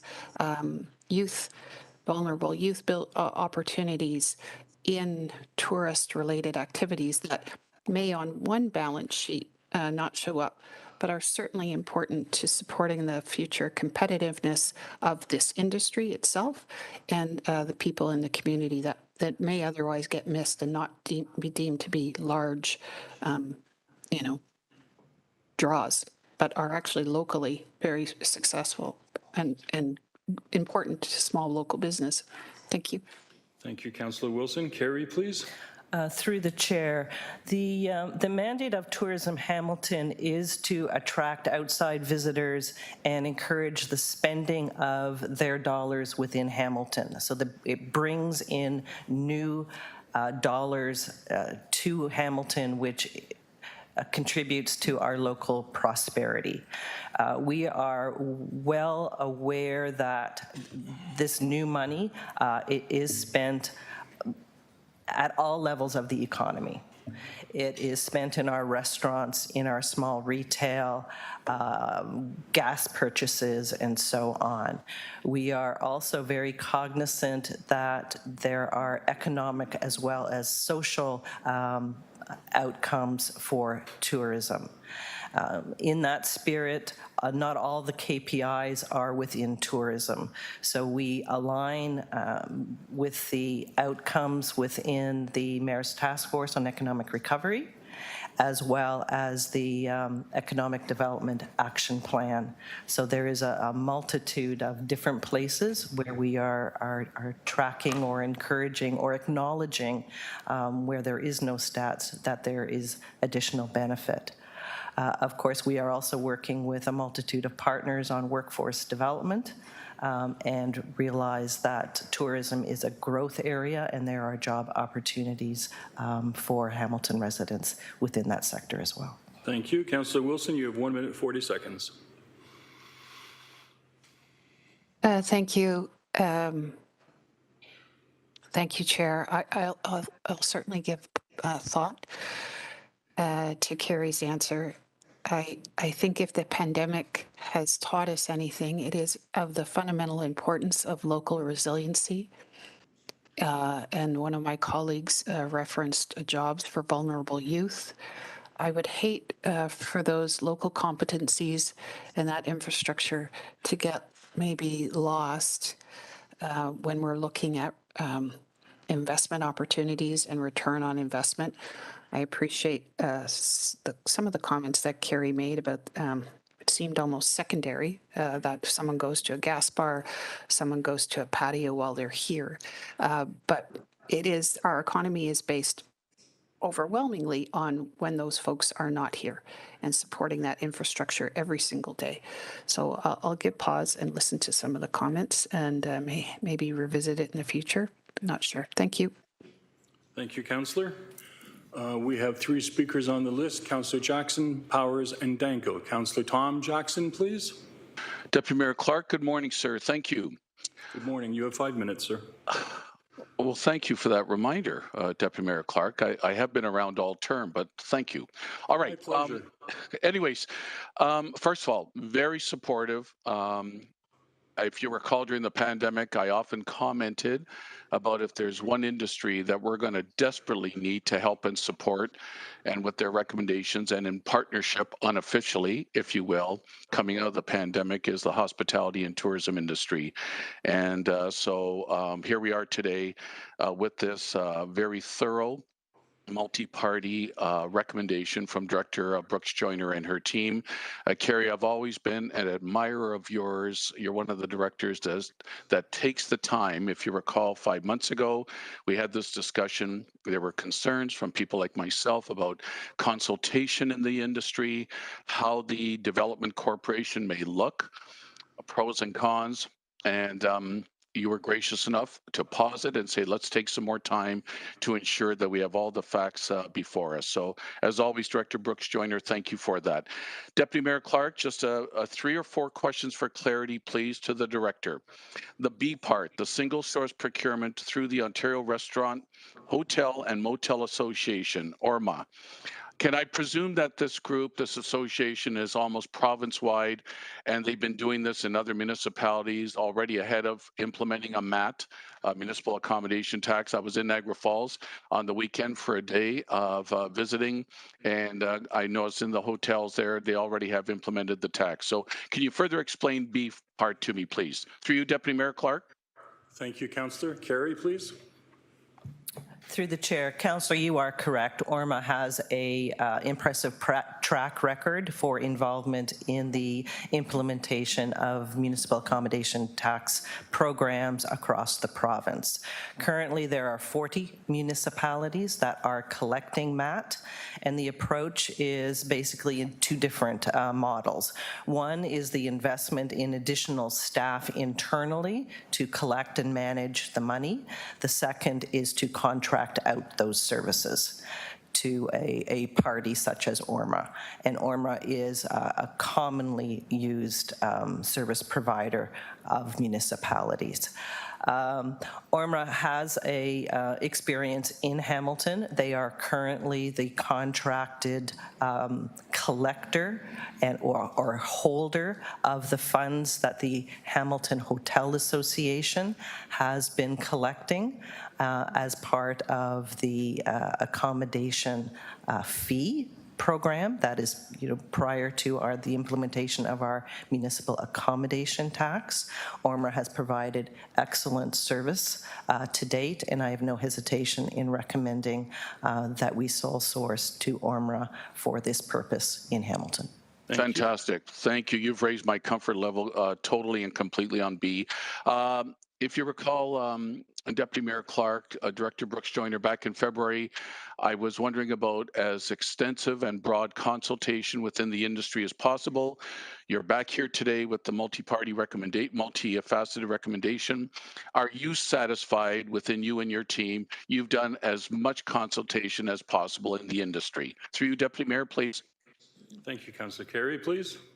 Through the chair, I can confirm that the industry is anxious and supportive for additional municipal investment in tourism development, and that this tool is the best mechanism for us to actually implement it. Wonderful. And last question, Deputy Mayor Clark, to the director. I think sometimes my purpose on council is to try to bridge past to current, and so I look at page 6 of your report at the bottom, legal. If you recall, long before I met you, Director, about 20 years ago in the new city of Hamilton, Deputy Mayor Clark, you may recall, We had, I think it was called the Tourism Advisory Board. They were arm's length. They were separate from City Hall. However, we gave them regular annual funding. They were supposed to hopefully get funding from other levels of government. I don't think it really ever materialized. The private sector kind of was in, out, there was no continuity. And at the end of the day, Deputy Mayor Clark, if memory serves me correctly, there was difficulties with that arm's length independent board that ran into some difficulties with CRA up in Ottawa.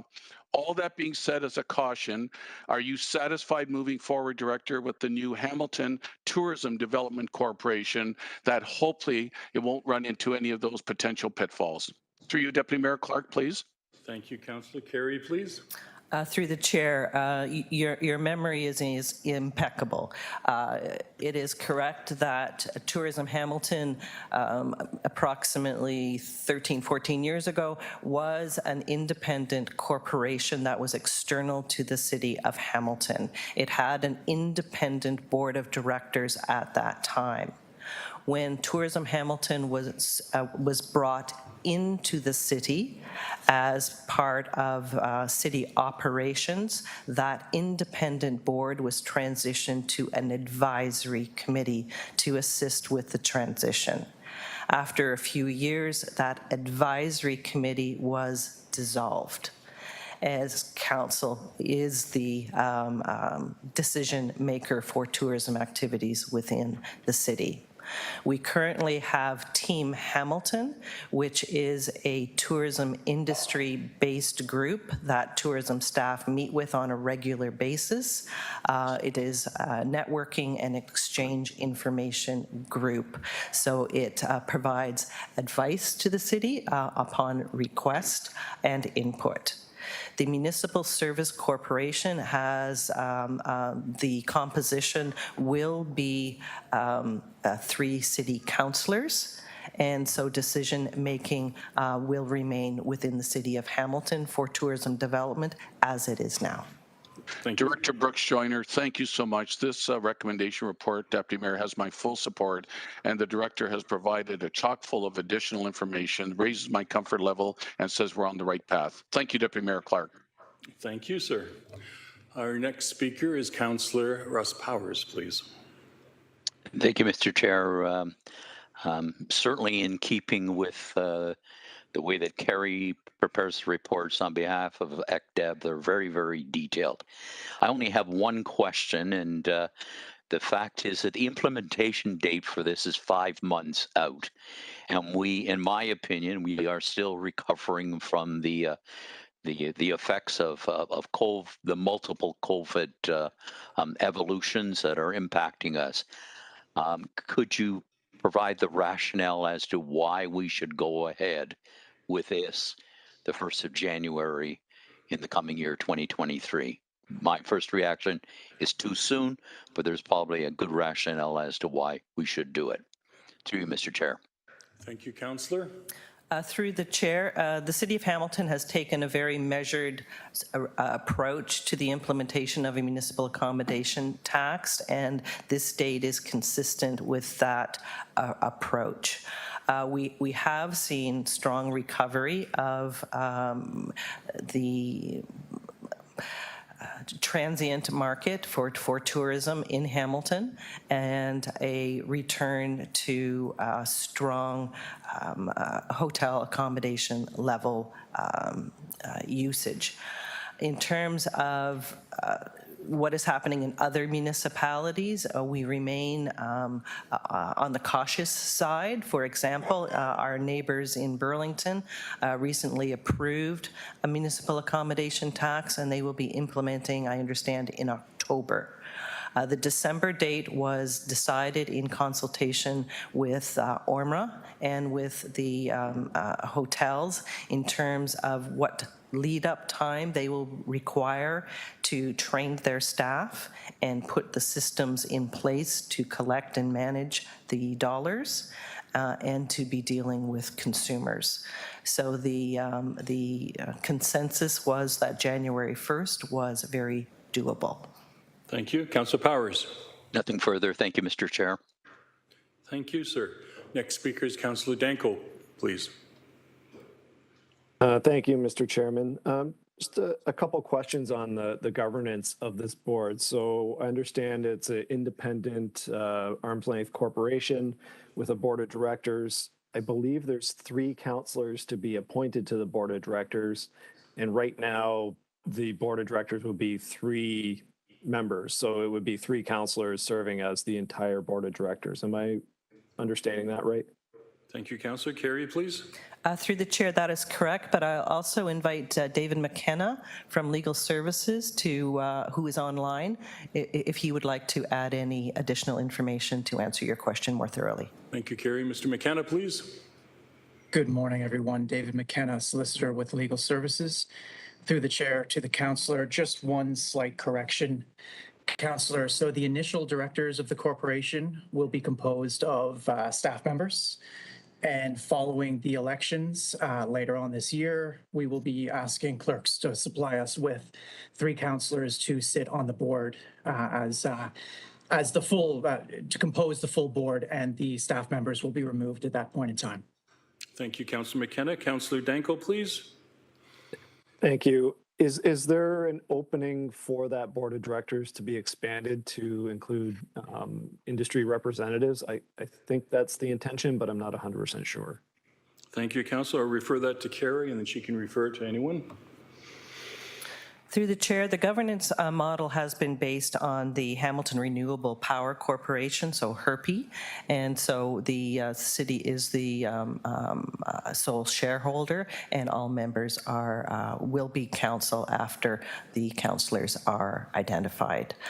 There was consideration of having industry reps on the board, similar to the Hamilton market model, for example, and we were aware that that may be placing industry reps in a position of potential conflict of interest, as we will be investing in tourism initiatives that may have benefit to themselves or their businesses. Thank you, Carrie. Councillor? Excuse me. David, did you have any? Mr. McKenna, did you have anything to add? Through the chair to the councillor, nothing to add. Thank you. Thank you. Councillor Danko, please. Thank you. Just a couple further questions on the audited financial statements. So my understanding, reading the corporate guidelines, that they will submit an annual audited financial statement to the sole voting member. Will those financial statements be public? Will they be published publicly? Thank you, Councillor. Carrie?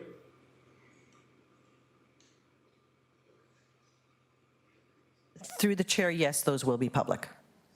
Thank you. Councillor? Thank you. I'm just wondering, because this committee has had, and council has had a number of discussions in the past about hosting fees and event fees, where occasionally one of the events will specify that their hosting fees remain confidential. So can I just get clarification? I remember we talked about this initially when we talked about forming this tax in the first place, that all hosting fees would then have to be publicly available through the financial statements. So can I just get that that assurance that if there is an event an event that's coming to town that says, no, you can't publish our hosting fees, those need to be confidential, that we will not be able to agree to that they will have to be published publicly as part of the financial statements. Thank you, Councillor. Carrie? Through the chair, I don't have a complete answer for you at this time. Of course, I can commit that the expenses would be public, but the level of detail on a per event basis, I can't comment on today. Councillor? Okay. I'll just listen to any further discussion, but I'm considering in item 5.2 of Appendix C, which is the operating agreement, to just add a specific reference that the board shall deliver to the city and publicly accessible its financial statements, so that we specify specifically that those will be publicly available, because it doesn't say that specifically in my reading of the agreement. I'm just wondering if there would be any concern about just, I've already heard that they will be public, but just to actually write it in there to make sure that it's clear. So you're referencing item C in the recommendation, Councillor? I'm in item 5.2 of Appendix C, the operating agreement. I'd have to go back to the it was item C of the recommendation. If I may add, it's page 72.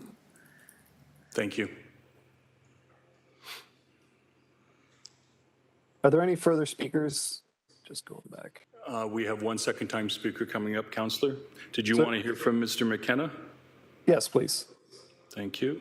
Mr. McKenna, are you there, please? Yes, absolutely. Through the chair to the councillor, I'm happy to address that, councillor. So in terms of the process that would be followed when the financial statements are presented to the city in its capacity as the sole member, the financial statements would actually be attached as an appendix for that sole member meeting. So presumably would be public by their very nature.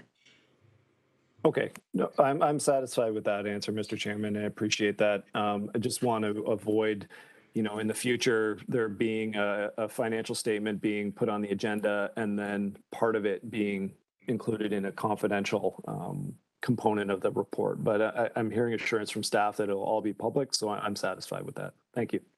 Thank you, Councillor. Your questions were very helpful. Seeing no first-time speaker, second-time speaker, Councillor Wilson, please. No, thank you, Chair. I appreciate Councillor Danko's questions. They have been asked and answered. Thank you. Thank you, Councillor. Appreciate that. So, Madam Clerk, we did have a mover and a seconder for item 10.1.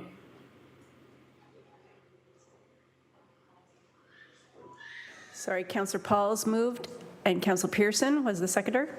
Thank you. I would like to call the vote now, please. Thank you. Councillor Powers is indicating a thumbs up.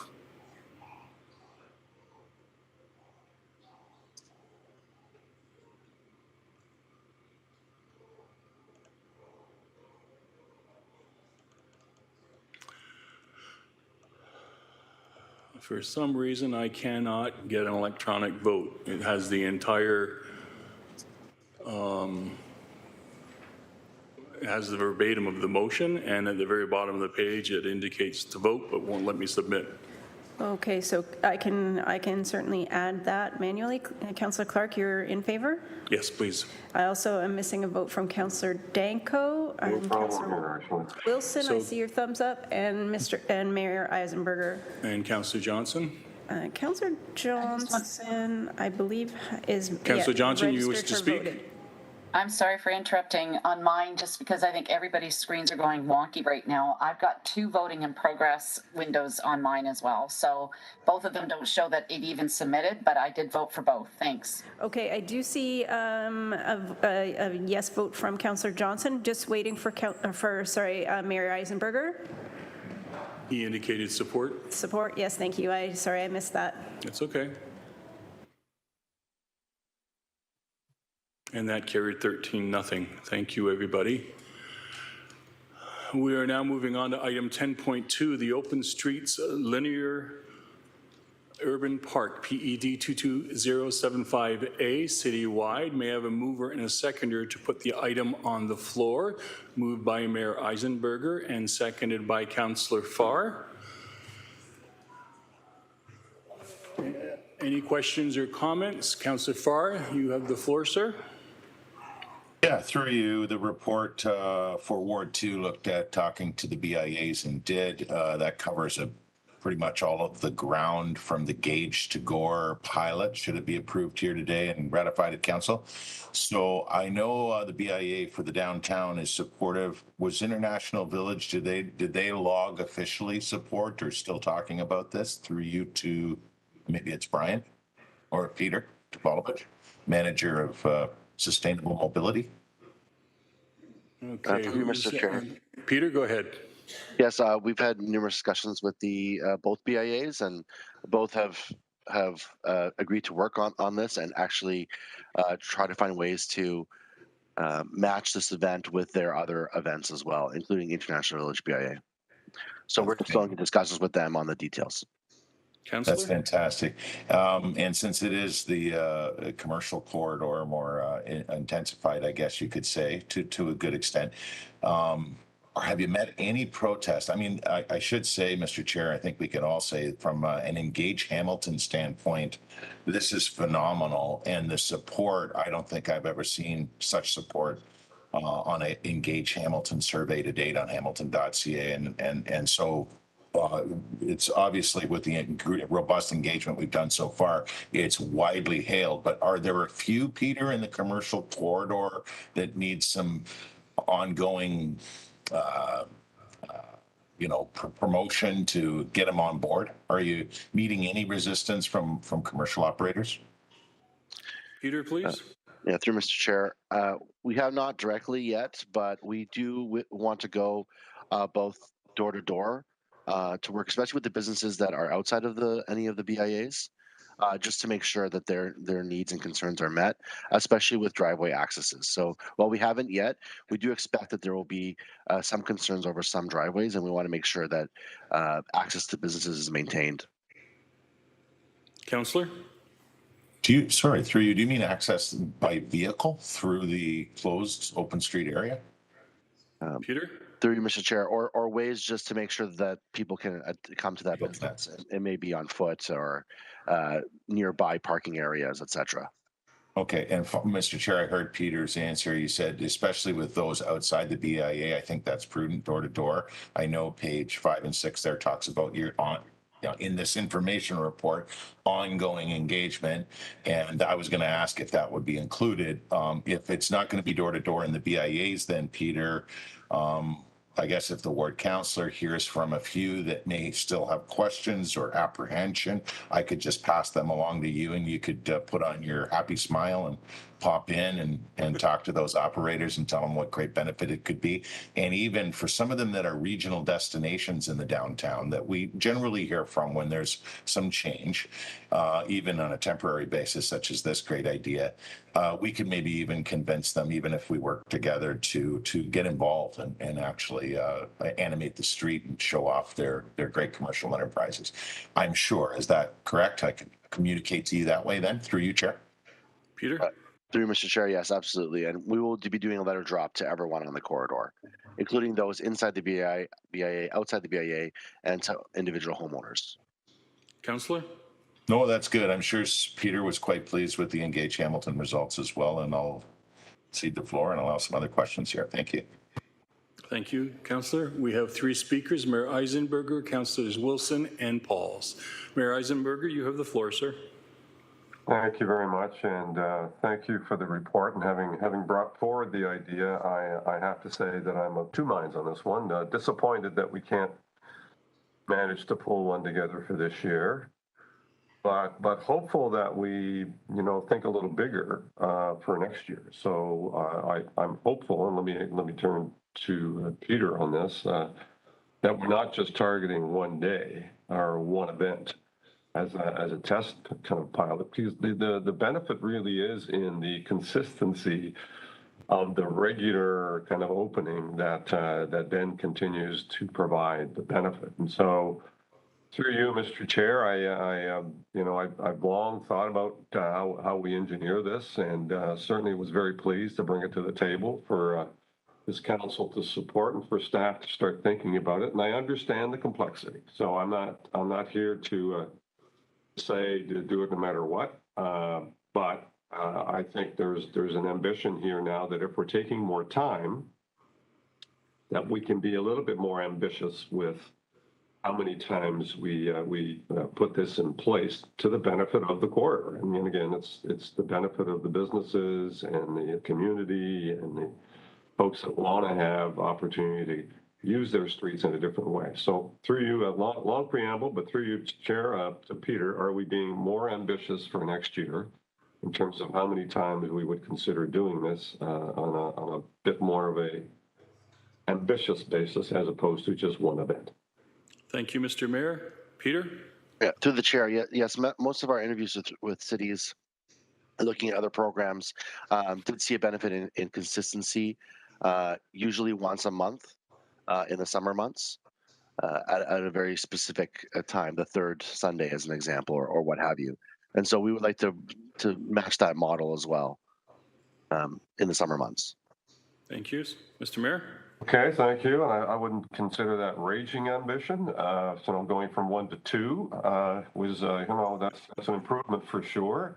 But I can stress to you the importance of a regular, consistent, and every Sunday would be better through the summertime. And if you look at the examples, and we're not reinventing the wheel here, this is happening in many places around the world, to the greater benefit of people at large, quite frankly, but also to the businesses. So it attracts people, it brings people to a place that they might not otherwise go.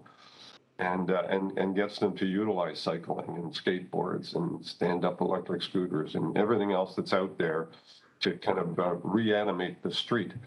And so when I witnessed it in Colombia, which is just one of the places that I had the opportunity to visit as my role at the Canadian Urban Institute, I mean, it was virtually every Sunday of the year. Now they're benefited by a great climate that they can do that, but the reality was that it became valuable because it was consistent and frequent and not just occasional. So I would just encourage, the future council to be a bit more ambitious than 2. Think about, how we can create, if there's value to doing it in the first place, and if that assessment's been made, then doing it more frequently would add to that value. And so I would just encourage the future council and staff to think double up on the ambition, do instead of 2, go to 4 or 6 through the summertime to add that kind of added value that I think is so inherently important as part of that community building piece. So I want to thank him for the report. I know there's effort put into this, and I know it's complex, but if we figure it out and we take the right approach, I think we can really maximize the value of this. And if that value has been demonstrated, there's no reason why we couldn't do it more frequently than 1 or 2 times over the summer months or fall or spring. So, Mr. Chair, I want to thank Peter. And, Peter's been a great champion for open streets and public transportation and cycling and everything else that we're doing. And I really appreciate the effort that they're putting into this. And I know they believe in the process. I just encourage more ambition as we go forward to make it more frequent. Thank you, Mr. Mayor. Next speaker is Councillor Wilson, please. Thank you, Chair, and I'm very, very appreciative of Mayor Eisenberger's comments. And first of all, let me just cast light on the fact that it was a conversation on the floor of council that we're having, and under his leadership, the genesis of this. So thank you, Mr. Mayor. Completely agree with the mayor's comments that case studies will show that frequency, predictability is important. And apropos are my remarks on the last item on tourism, you can just go down to Pittsburgh, 5-hour drive, and see the overwhelming, it's insane actually, the overwhelming crowds, both locally and that come regionally to participate in Open Streets Pittsburgh, and they're spending their money all along the closed corridor, which varies throughout the summer. There's a new corridor every the last Sunday of every month. And so they're sharing the love and sharing the wealth. So, and that kind of return on investment, I hope that when we're considering what tourism is in our future, that kind of tourism does not get lost to the traditional types of tourism, whether it be golf tournaments or otherwise. It really does bring in dollars, and it really does directly support local business. So to underscore the mayor's comments, I hope that the new council can really put ambitious ambition back in being an ambitious city and extend and expand this experiment, which has been proven to work. And I too would like to thank the insight and the efforts of Peter, and appreciate the mayor bringing this to the table in the first place. Thank you. Thank you, Councillor. Next speaker is Councillor Pauls, please. Thank you. And yes, I thank Peter. He did come to the BIA meeting. I'm the chair of the BIA, and the reason it was postponed because there were a lot of questions. And some of the question was this linear urban open street was a festival type, where business owner would put their merchants out and sell things. And the answer was we haven't looked into it, whether it's just closing the roads and enjoying the closure of the road. And other things were like questions like, if you have bikes, if you have scooters, if you have walkers, how safe will it be? So there were a lot of questions, so I think this is great. I come from Sicily, Italy, and believe it or not, we have the piazza where everybody goes together and chats and eats and does everything. And those are great days that I remember as a child going to the piazza. So if we're going to close the roads and it's important to bring people together, I think it's a good thing. But we have to iron out all the different things that might happen when we just close. We call it a festival.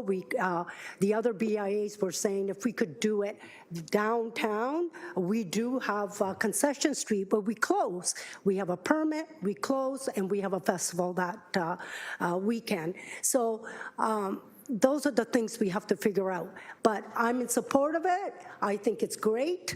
And if it works out, I think it's a good thing that we've spread the, let's say, the economic of everybody in the city, not just downtown. So thank you, and thank you, Peter, for coming to speak at the BIAs.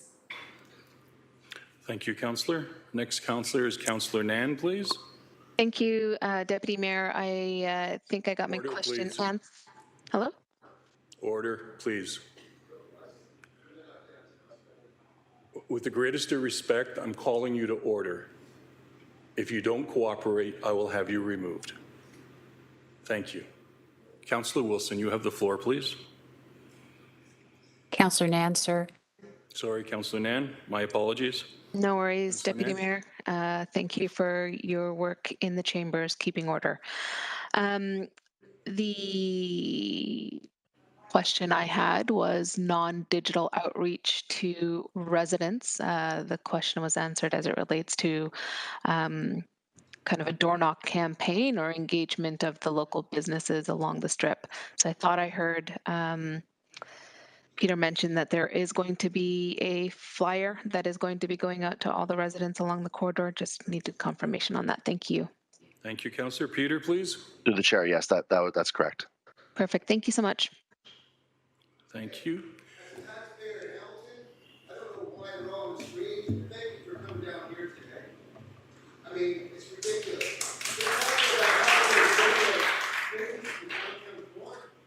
Really? You know, mask up, maybe because of people walking around with masks on. They start from the top down to the council. I am calling you to order, sir. I'm out of here, eh? Well, then please leave, because we have a meeting and a lot of business to conduct.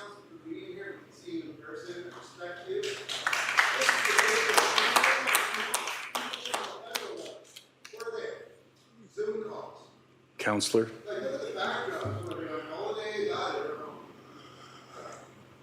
Thank you very much.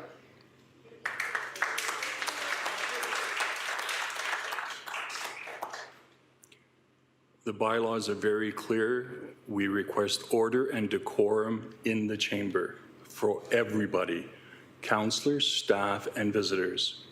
If you do not cooperate, we will clear the chamber. Period. Thank you. No, you may not. Order, please. Thank you. Seeing no further questions or comments on item 10.2, we will call the vote, please. The vote is up, councillors. Councillor Powers is a thumbs up.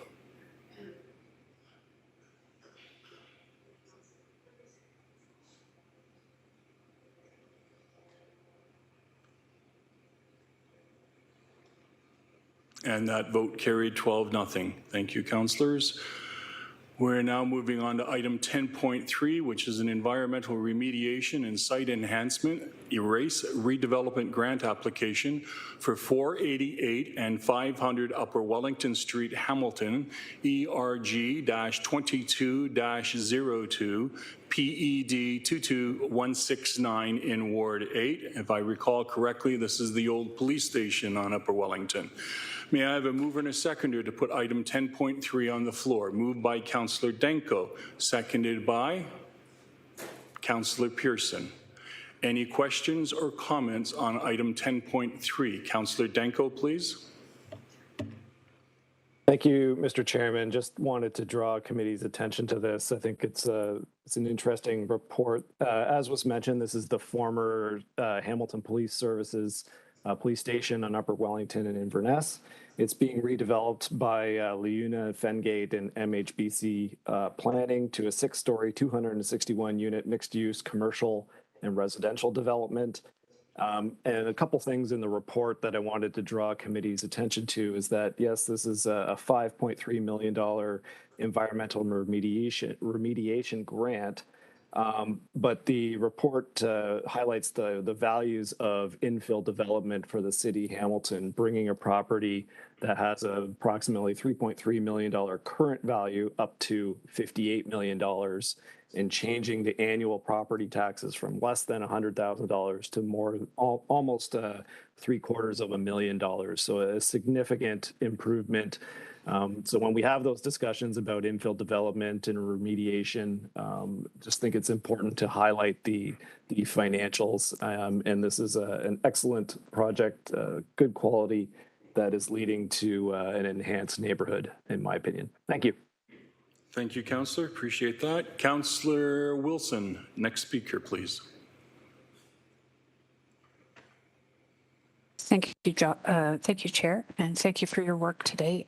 I'd like to declare an interest on this matter, as my spouse is a board member of one of the principals in the development.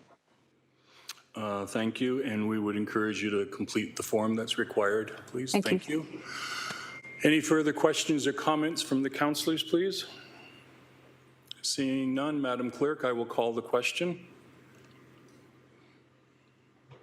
Councillor Powers is indicating a thumbs up.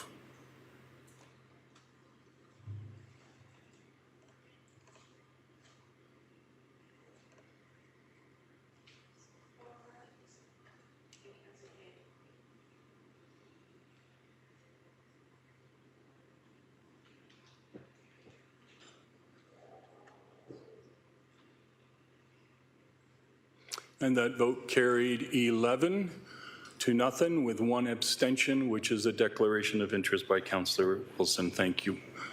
We are now moving on to item 10.4, which is the potential costs associated with the preliminary C5167 arbitration award on unpaid leaves of absence, HUR 22169.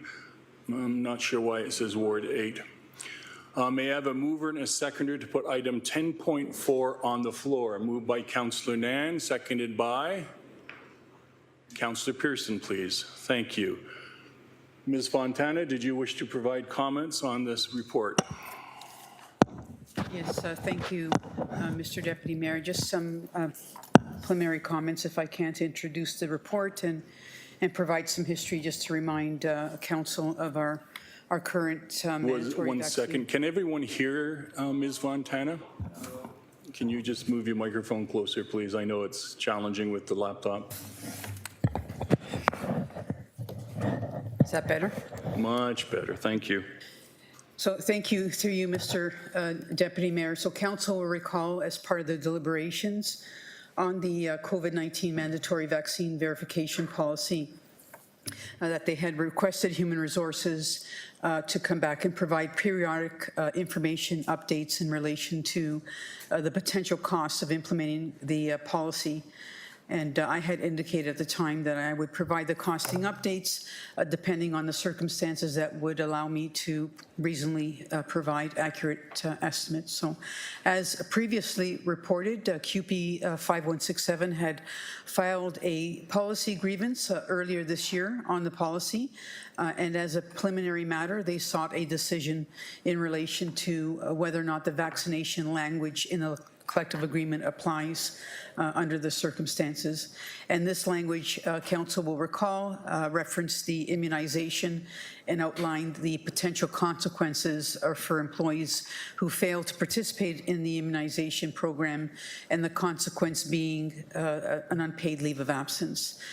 And the arbitrator, Jesse Nyman, had agreed to bifurcate or split the hearing to determine whether the language was relevant in the circumstances. And the preliminary award can now allow me to provide an estimate in terms of the potential cost of, relating to the implementation of the policy. And just for council's information, this language that's in the QP 5167 collective agreement is also in the QP 1041, QP Lodges and ONA public health collective agreement. So the language would apply and would have similar or same implications. So currently 95% of our employee population are vaccinated, and there's approximately 234 employees that are participating in the rapid antigen testing program, and then there's another 30 odd employees that are on an unpaid leave of absence for non-compliance or non-participation in the testing program. And of this number, there's approximately 130 employees affected by the immunization language, again, the collective agreements that I just referenced, and another approximately 134 employees that don't have the immunization language as part of their collective agreements, or non-union employees. So with some degree of certainty, we're now able to estimate the potential range of costs in these circumstances, and again, based on the length of service and the current wages of those employees, again, approximately 130 of them, the range would be anywhere between $2.8 million and $7.4 million. And these figures take into consideration— Order, please. The ESA requirements and the common law requirements. So the provisions in the collective agreements, you know, perhaps our severance obligations are closer to the ESA requirements, and that being closer to the $2.8 million. But it is, again, an estimate. It's hard to determine, and there are a number of factors that continue to come into play in terms of our financial exposures in these matters. And then I also included in the report the legal and arbitration-related costs to date, to the end of May, which are approximately $93,000.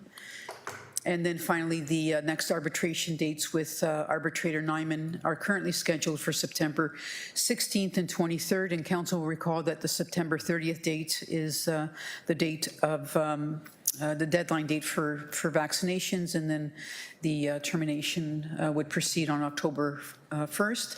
But arbitrator Nyman has indicated that a decision on this preliminary matter would be provided hopefully before the September 30th date. Thank you. Subject to any questions that council may have. Thank you, Ms. Fontana. So members of the committee, to make it very clear, we are only discussing today this particular report that is before us. There is no opportunity for the General Issue Committee, if they so desire, to entertain a reconsideration motion. The final decision with regards to the policy was made at Council and not at the General Issues Committee. Therefore, any reconsideration would have to happen at Council. I understand everyone is passionate about this issue. I would like to open the floor for questions only at this moment, and then entertain comments at a further opportunity. Okay. We have two speakers on the list right now for questions only, Councillor Pauls and Councillor Danko. And I remind everyone I will be listening very carefully to try to ensure that we are sticking to the report only. Councillor Pauls, please. Thank you, Chair. First of all, I do want to thank everybody for showing up. You are the taxpayers, and the City of Hamilton and all my colleagues respect every one of you. And so I hope you respect us, and we'll get through this together. So my questions to the director, Laura Fontana, and first of all, I want to thank you because you've been in contact with me constantly. And even before this came out, you spoke to me, so I do appreciate questions, that. Please. And the question is that, the question is, the estimated financial cost of the city of proceeding with the COVID-19 mandatory vaccine verification policy, you said it's between 2.8 million and 7.4 million.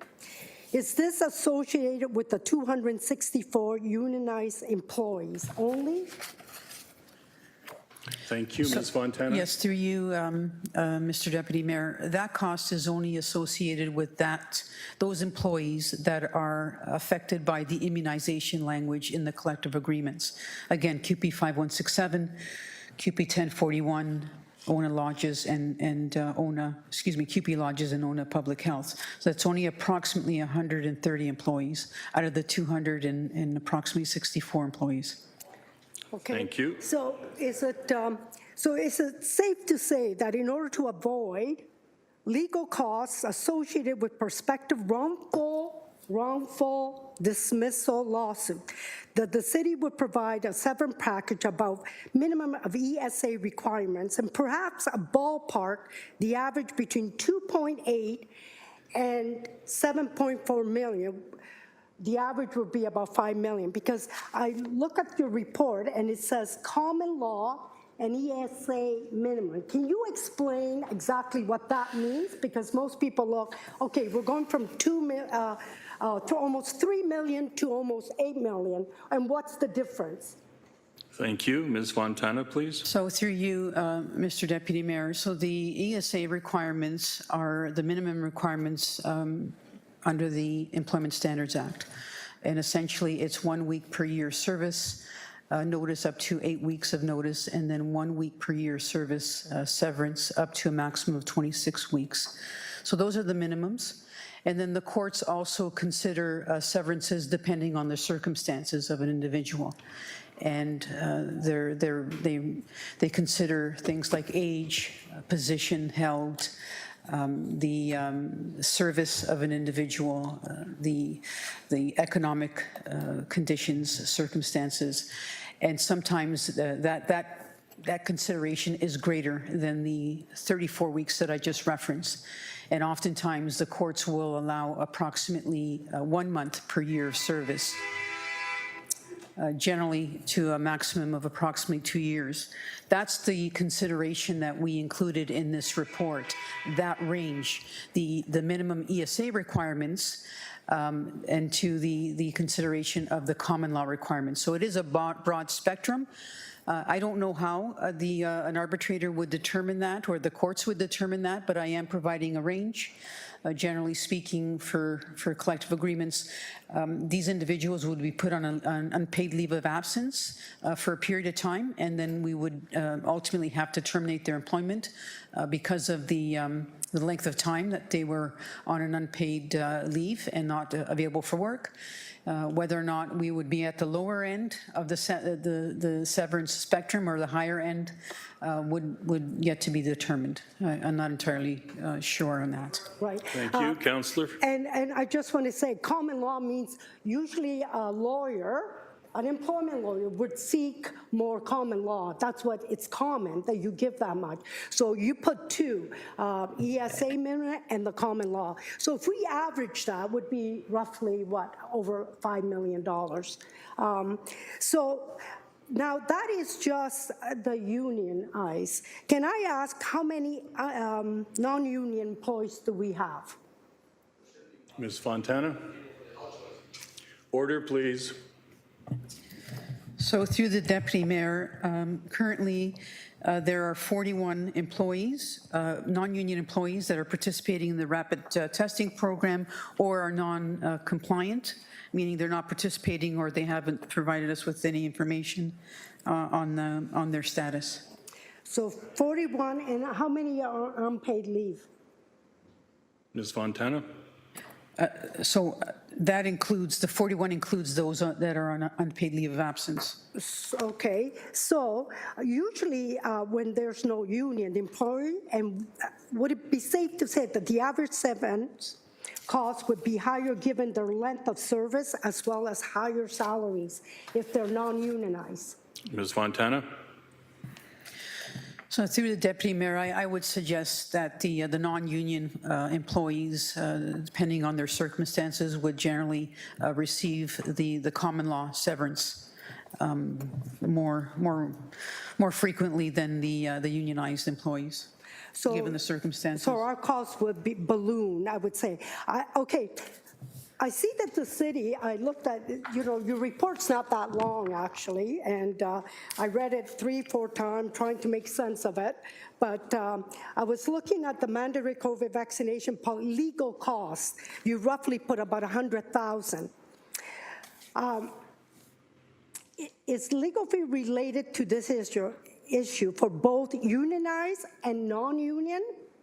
Is it safe to say that this number will balloon in the coming months after termination take place, given the additional legal counsel associated with severances, grievances, statement of claims, mediation, and possible trials?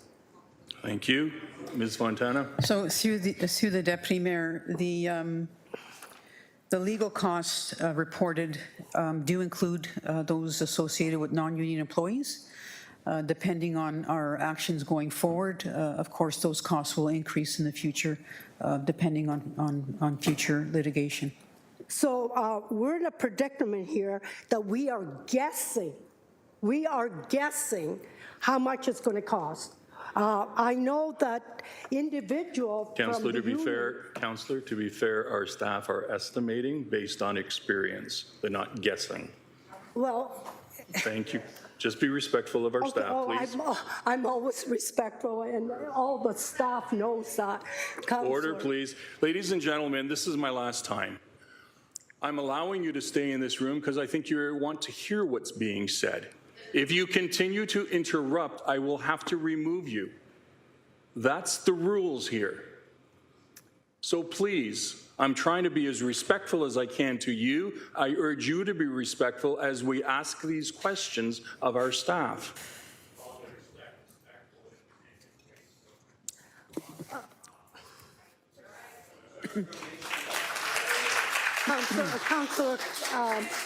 Councillor Clark? I just want to say... Councillor, I have the floor. Okay. Ladies and gentlemen, this is my last warning. If you do it again, I will have you removed. We will recess as a committee, we will vacate the gallery, and we will proceed without you here. It's not censorship, it's respect of the decorum of this particular organization. Those are the rules that we have here. No different than the rules in a workplace. So please, be respectful. I know you're passionate. We're all passionate. But please let the questions be asked and the answers heard. Thank you. Councillor? I don't know how much time I have left, but... You have 1 minute and 30 seconds. Okay. I would ask if I can do my closing comment, and it's the meat around this. Councillor, there are no comments at the moment. This is questions to staff only. Okay, and all right, the questions that I asked is that really is an estimate. And we know that we've had estimates done in our city, which started at $1 million, ended up to $20 million. Councillor, you're commenting. Do you have a question? My questions are finished, but I do want, I wanted to say, the individual unionized, Councillor, I've turned off your microphone. You're to ask questions now. Do you have any further questions? If not, I will come back to you for comments. I have one more question. Hold on. Thank you.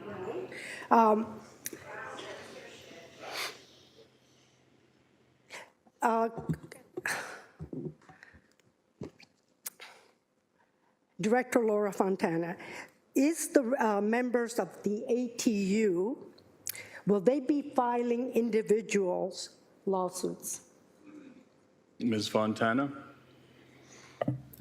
So through you, Mr. Deputy Mayor, there are approximately 47 employees in ATU currently that are participating in the rapid antigen testing program, along with another 4 employees that are non-compliant, that are just either not participating and not providing the information.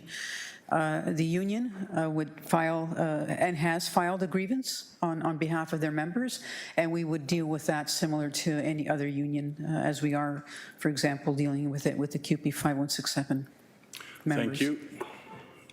Councillor, you have about 30 seconds left. Thank you. I will do my comment after. Thank you very much. Thank you. The speakers list is Councillor Danko, Mayor Eisenberger, and then second time Councillor Pauls. Councillor Danko and Mayor Eisenberger, questions, please. Councillor Danko, you have the floor. Thank you, Mr. Chairman. So I heard earlier that we're expecting the arbitrator's decision in advance of the September 30th deadline. Just so I'm clear, that decision is only for CUPE 5167. Ms. Fontana, please. So through you, Mr. Deputy Mayor, to Councillor Danko. Yes, he is currently hearing the CUPE 5167 preliminary matter. But as mentioned, we have the exact same language in 3 other collective agreements, which would indicate that we would have to apply that decision to those members as well. Councillor. Thank you. In terms of the ruling in the jurisdiction of the arbitrator or arbiter,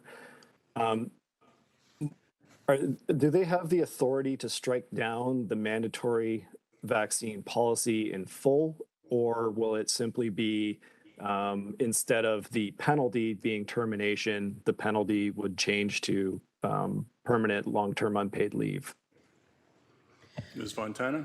So through you, Mr. Deputy Mayor, the arbitrator would have the authority to determine whether or not this language applies, which is really the preliminary consideration that he's currently contemplating or will be contemplating.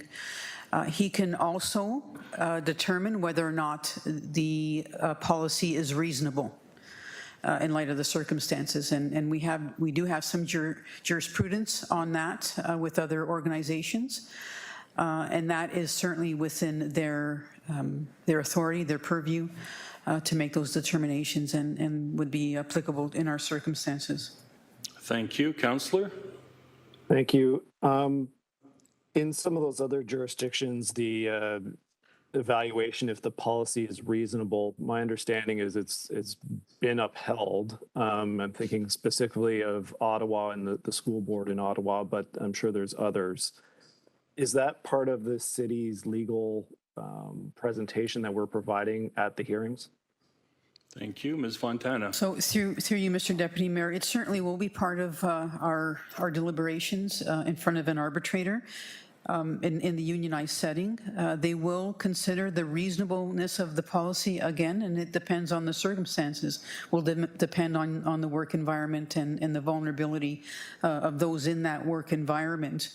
But there is some jurisprudence in the courts right now that talks about the efficacy and the risk of transmission, for example. So those are all considerations, and whether or not they're applicable in our work environment and to what extent, and the arbitrators likely will make a determination in that regard.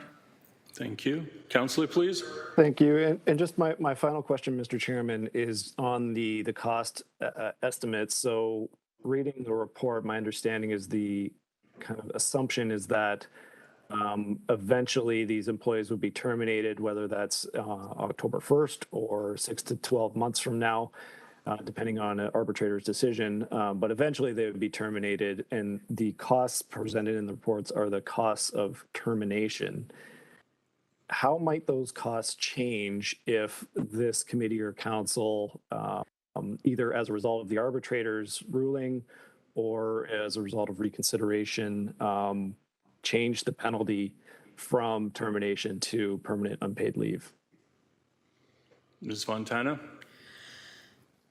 So through you, Mr. Deputy Mayor, at some point, even if it is a permanent unpaid leave of absence, at some point in time, a termination of employment will have to be executed for frustration of the employment relationship. And again, we would be looking at a period of time, either 9 to 12 months or somewhere in that range. But there would be eventual termination of employment. And again, we would be subject to providing for severance-related costs. Councillor Danko? Just one follow-up on that, Mr. Chairman.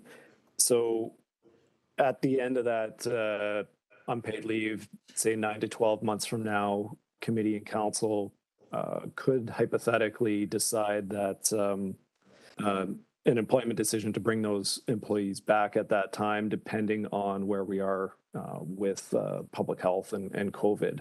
So is it a foregone conclusion that they'll be terminated at the end of 9 to 12 months, or would that still be an open question that could be determined by this council?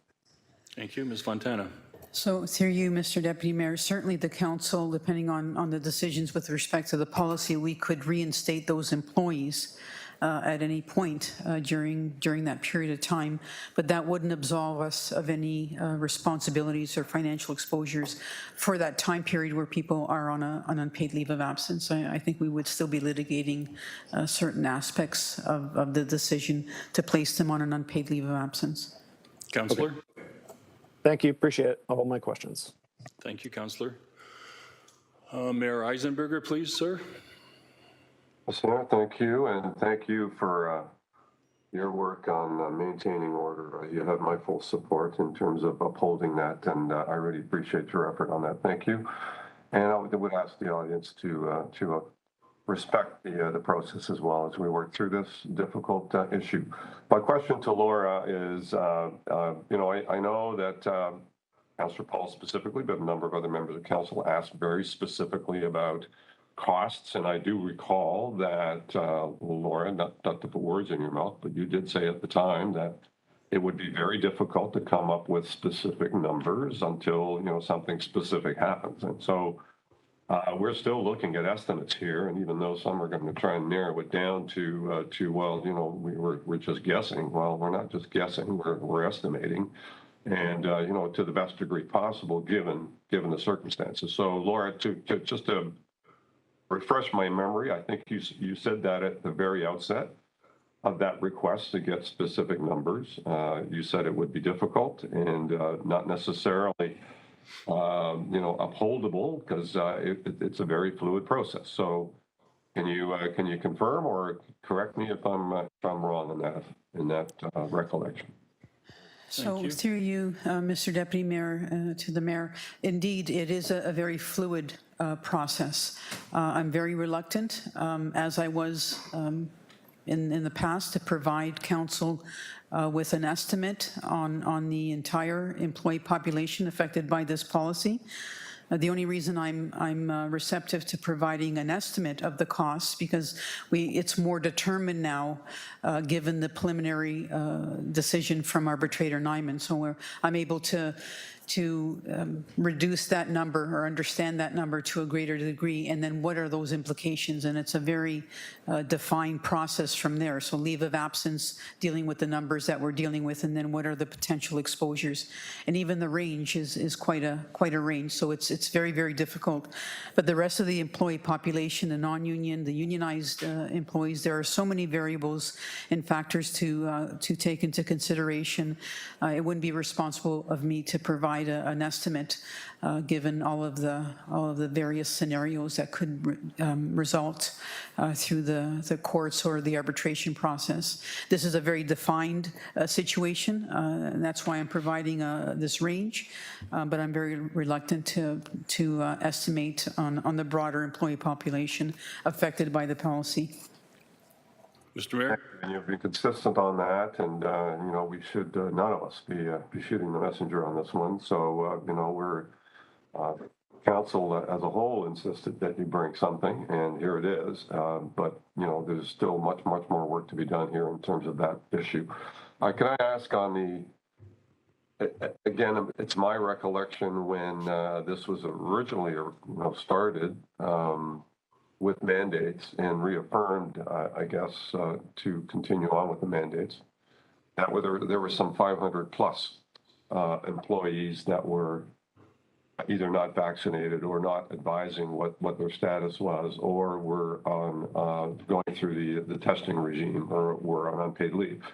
You're telling us now that is virtually been cut in half. So presumptively, some 200 plus individuals have decided to get vaccinated. And so can you clarify the numbers for me? Is my recollection correct? Or no, my recollection is not nearly as good as Councillor Jackson's. And he can probably tell me what my recollection should be. But I'm hopeful that you can correct the numbers for me. So we were at, I thought, 500 plus. Now we're at 240 as I read it in your report. So through you, Mr. Deputy Mayor, to Mayor Eisenberger, yes, in January, we were just above 500. I recall 505 employees that were unvaccinated or non-compliant. As of towards the end of June, that number is 234. I should also add, and neither the 500 number in January or the 234 number today includes approximately 191 employees that are on an approved leave of absence. So that's short-term disability, long-term disability, WSIB, maternity leave, all those circumstances. We just haven't received the information from them. That's not to suggest that they're not vaccinated, but there is that group of people, employees that are currently on an approved leave of absence for a number of reasons. Mr. Mayor? Not included in these numbers. Yes. Not included. So that would be the kind of normal, average, annualized, you know, labor relations issues that we would experience year in and year out, not necessarily COVID related, not necessarily, you know, related to anything other than, you know, workplace issues. Exactly. Through the Deputy Mayor, exactly. There, it's a number of employees are off for various reasons, and this 191 is very reflective of our circumstances during non-COVID times. And begin to be reminded that our employment base is somewhere in the 7,000 range. Through you, Mr. Deputy Mayor, that number fluctuates, of course, during the year. It's currently at approximately 8,400, but that is reflective of our season. So we have a number of summer students that are currently working, and as part of their employment, they've also needed to provide their vaccine status. But that number, where we always fluctuate between 7,500, I would say, and 8,500. Thank you. Just want to thank Laura for all her hard work on these issues. I mean, I may have an additional comment a little later on, but challenging times, and Laura and her staff have risen to the challenge. So I really appreciate the effort they put into this. Thank you, Mr. Mayor. Madam Clerk, do you know who the former Deputy Mayor was? I'd like to hand the floor over to somebody. I'm sorry, I'm not sure, but I think you can just pick someone, perhaps the mayor. Mr. Mayor, would you chair the meeting? Certainly. Thank you. Just a couple of quick questions. So on page 5 of 5, Mr. Mayor, there is a chart that outlines a number of union groups, the lodges, public health. Then it outlines the ESA minimum and then common law. can I get an understanding as to why the ESA minimum would be in there? Because I'm assuming the majority of our union members would not be making minimum wage. Thank you. Laura? So through the mayor, there's no correlation, Councillor Clark, between ESA minimum and minimum wage. It's the minimum severance and notice requirements that need to be provided to employees upon termination of employment. It's an ESA minimum. Thank you. And so is it the suggestion then that the collective agreements for these particular groups are at the minimum from the Employment Standards Act? Yeah, Laura? So through you, Mr. Mayor, it would depend on what an arbitrator would determine. The terminations in these cases for unionized members would be as a result of the frustration of the employment contract, not necessarily for non-compliance with the policy. So after a period of time, anywhere, whatever the period of time, 9 to 12 months, they would be terminated because of that frustration of the employment relationship. It could be possible that they would be awarded ESA minimum. Again, the 1 week per year service to a maximum of 26 for severance, and the 1 week per year service notice to a maximum of 8 weeks. So that's what that is reflective of. It is a possibility that they would be awarded the ESA minimum. But it's also a possibility they may be awarded more than that. Again, I'm always reluctant to provide these numbers, but that is the range, and we may be ordered to pay more towards a common law severance, and that's why that number is there. It's hard to determine. Thank you. And how many arbitrations are underway at the moment on this matter? There's currently 2 active ones, the ATU through the mayor, and QP 5167. I understand there's other dates for the ATU later in September, October, I believe. But the QP matter, the preliminary matter, is the more the one that we're working on currently in terms of getting that decision from arbitrator Nyman. And if, through you, Mr. Mayor, if City Council were to change their policy with regards to mandatory vaccine and termination was not on the table, would that change the process at the arbitration tables? So through the mayor, it would depend on what council decided in terms of the policy and what the implications are in terms of the employment status. Anywhere between putting it on hold or a cancellation of the grievance. But I think it would depend on what council directed in terms of the outcome and the provisions of the policy. And so to be clear, the council could still make a decision that would change the outcome of these arbitration potential rulings. So through the mayor, yeah, indeed, they could, depending again if the council decided to pause it or repeal it. Those would be issues that we would have to address, and I think it would also depend on what the unions wanted to do in terms of if they wanted to get a determination from an arbitrator. But there would be no action to execute on. So if there's no action, there would be, in essence, no need to arbitrate. Yes. Then. Thank you. I think I understand it. I will take the chair back. Thank you, Mr. Mayor, for your assistance.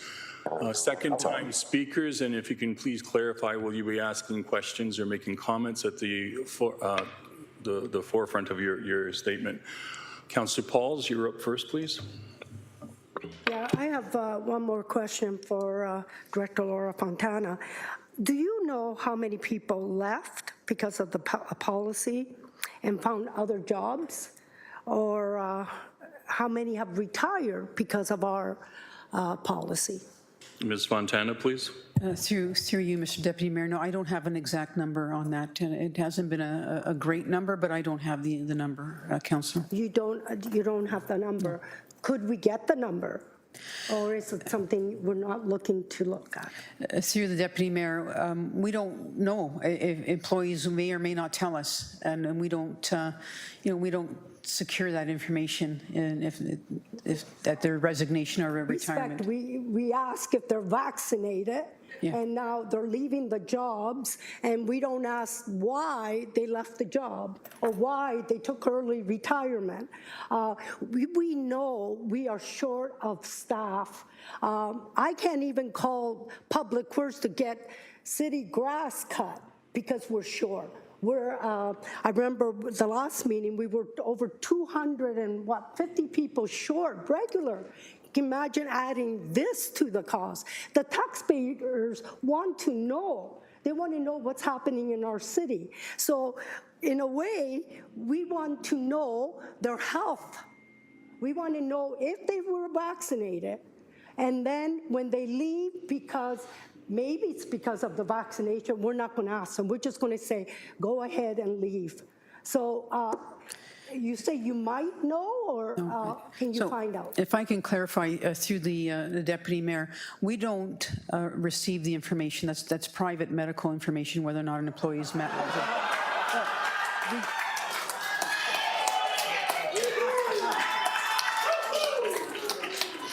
So if I can elaborate on that, that information is received from our Return to Work Services section in Human Resources. We don't receive the medical information on whether or not you're vaccinated. If you are not participating in the rapid, we are advised of the individuals that are not participating or participating in the program, but it's not information that is directly received by the leadership in the organization. So can you explain that? Who receives that information? Human Resources are Return to Work Services. The Return to Service. It's really ironic because I know a lot of people that aren't vaccinated and left the city of Hamilton and got better jobs. So anyways, I just wanted to know if we knew why they were leaving, if we knew how many retired because of this policy, I think we could have a better understanding what's happening in our city.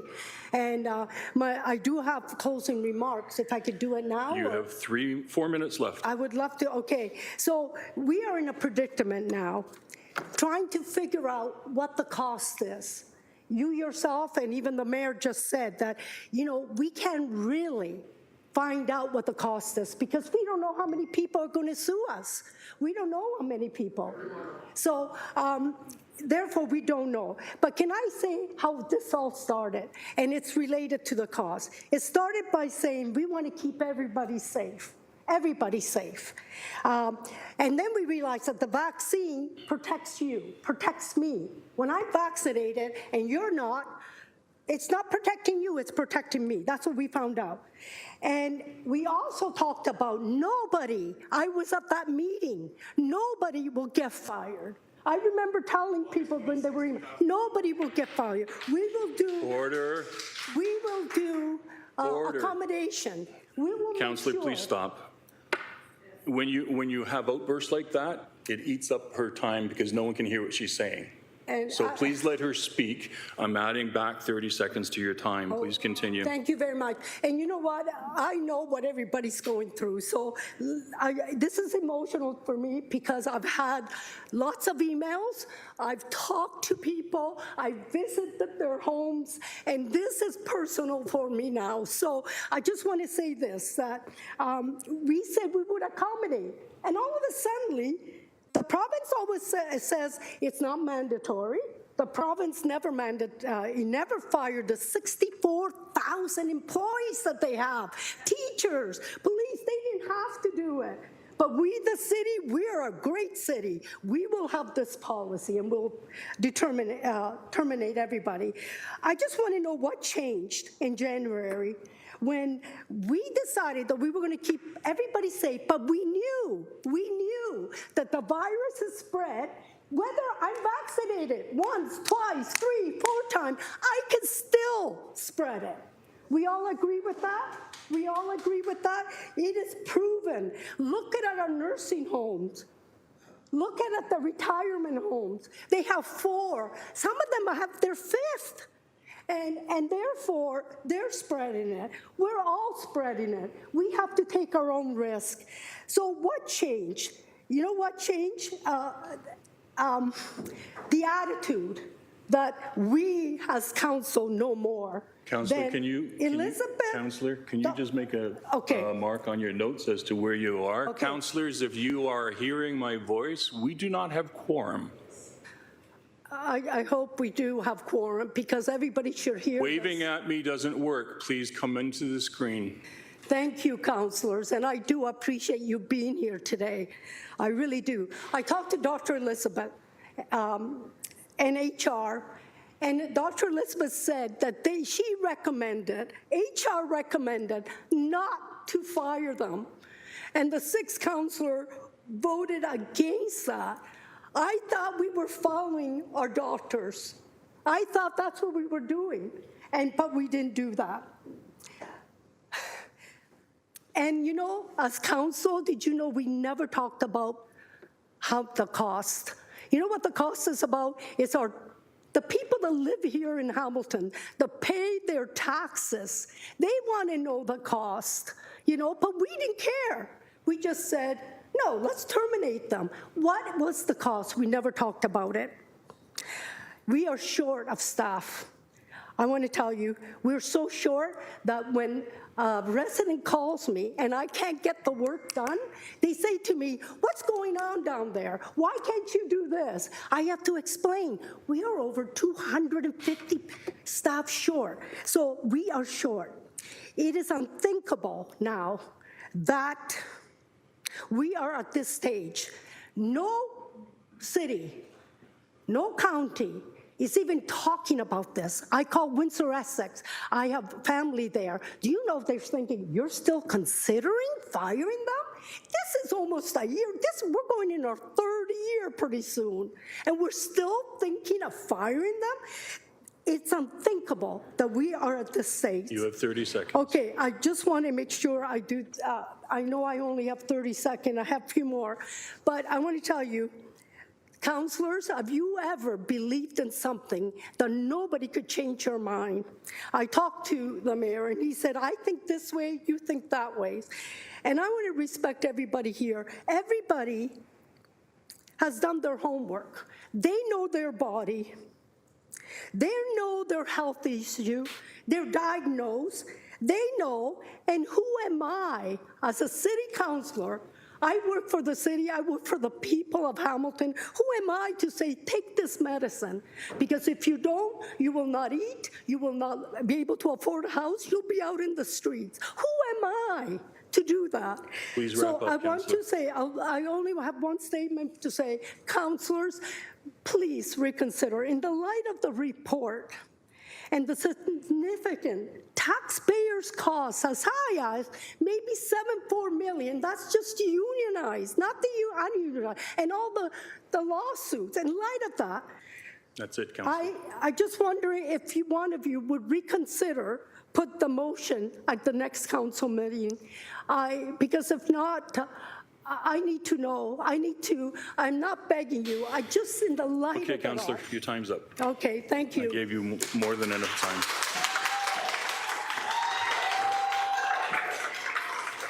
Order. Order. Our next speaker for a second time is Councillor Danko, please. Thank you, Mr. Chairman. Just a couple closing comments on the discussion. This afternoon, we talked about the rules of democratic debate, respect for our staff, respect for our democracy, respect for the public to whom we serve. We've talked about how the rules of our democratic institutions, and I think you said it best, are no different than the rules in a workplace. And I think that is exactly what we're talking about here today. The behavior of the anti-vaxxers there in chambers, their supporters, I think speaks volumes. It's unfortunate.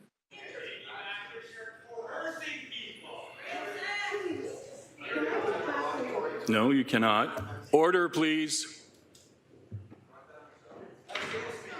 Order, please. Order, please. Madam Clerk, please indicate that we're having a recess now. Have security clear the chambers. Thank you. All right, can I just have a vote to recess? Just recess? Kids are vaccinated. I'm not an anti-vaxxer. I am vaccine hesitant. Stop throwing out labels. I will not be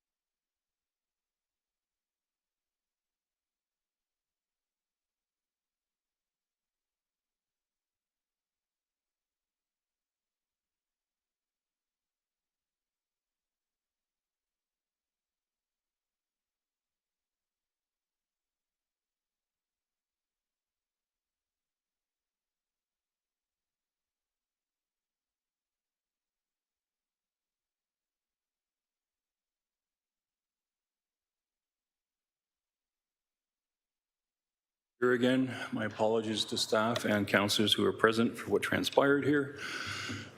Councillor Danko, you have 5 minutes for your comments, please.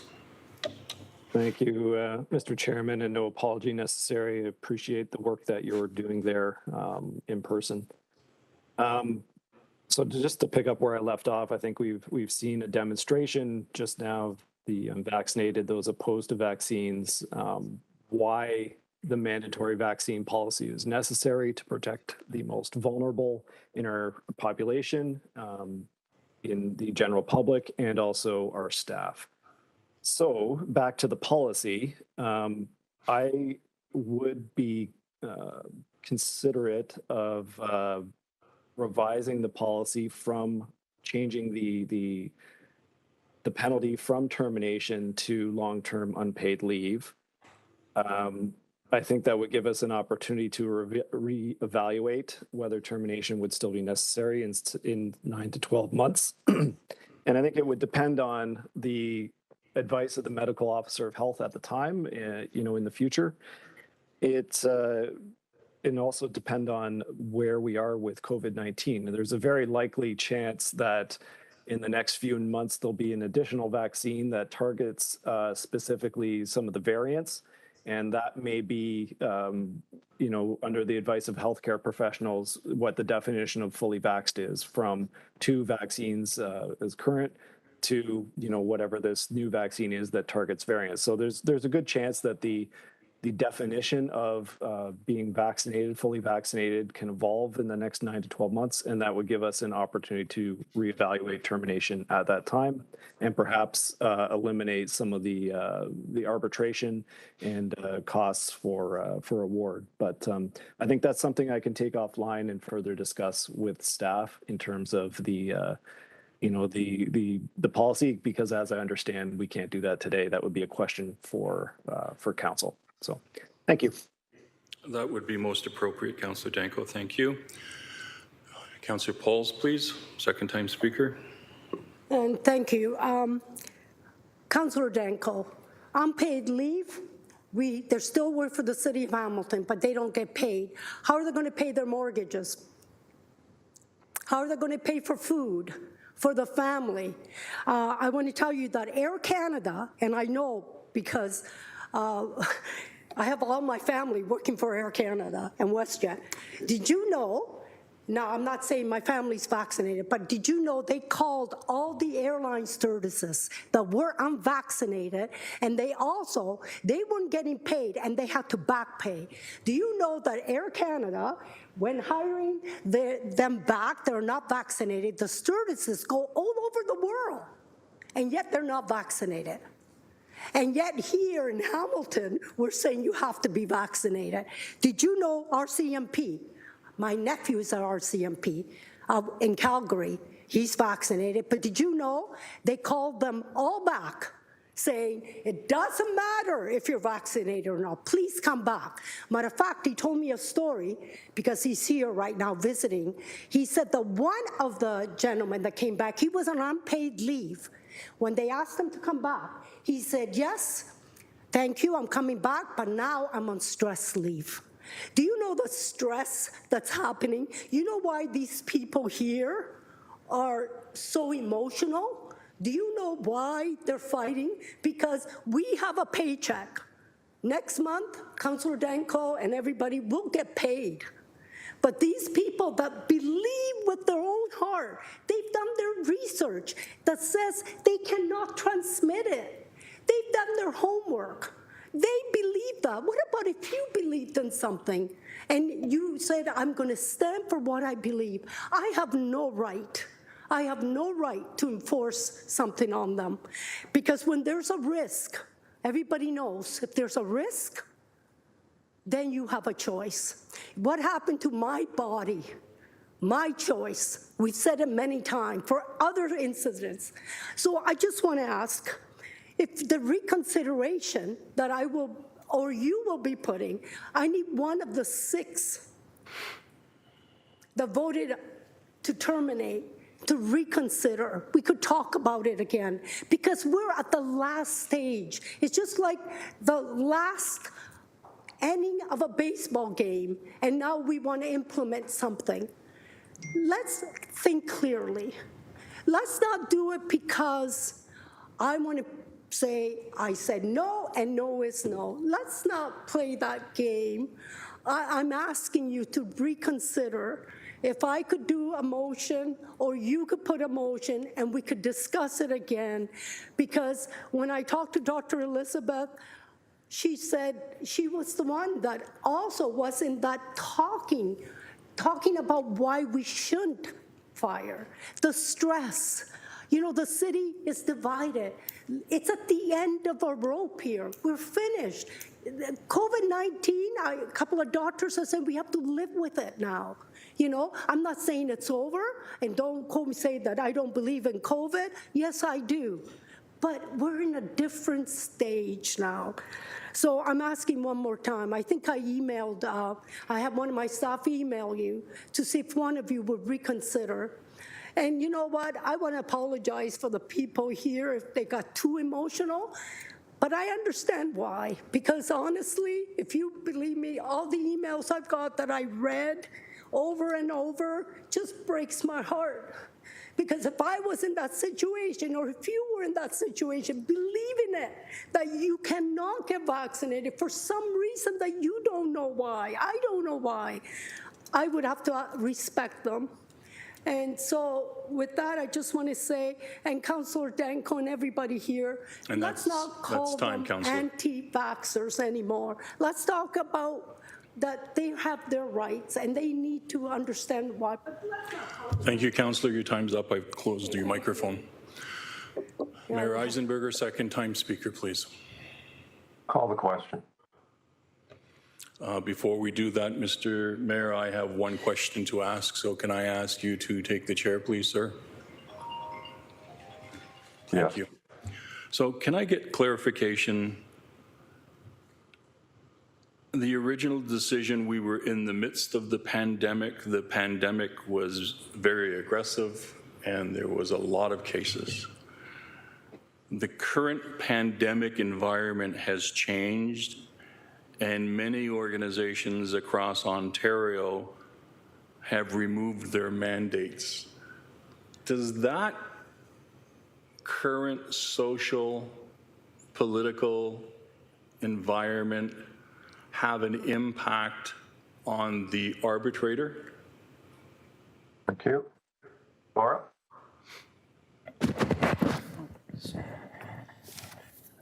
Through the mayor, indeed it does, Councillor Clark. They absolutely take that into consideration.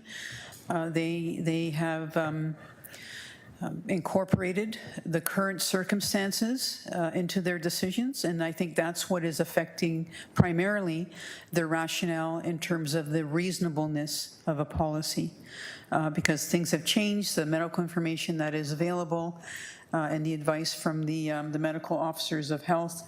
And that's why, you know, even more recently in the uniform FCA Canada decision, when they talked about the degree to which vaccines affect the transmission of COVID, and because of the lack of medical to support that, they are saying that it's not reasonable to have that policy. So indeed, they are affected by the current circumstances.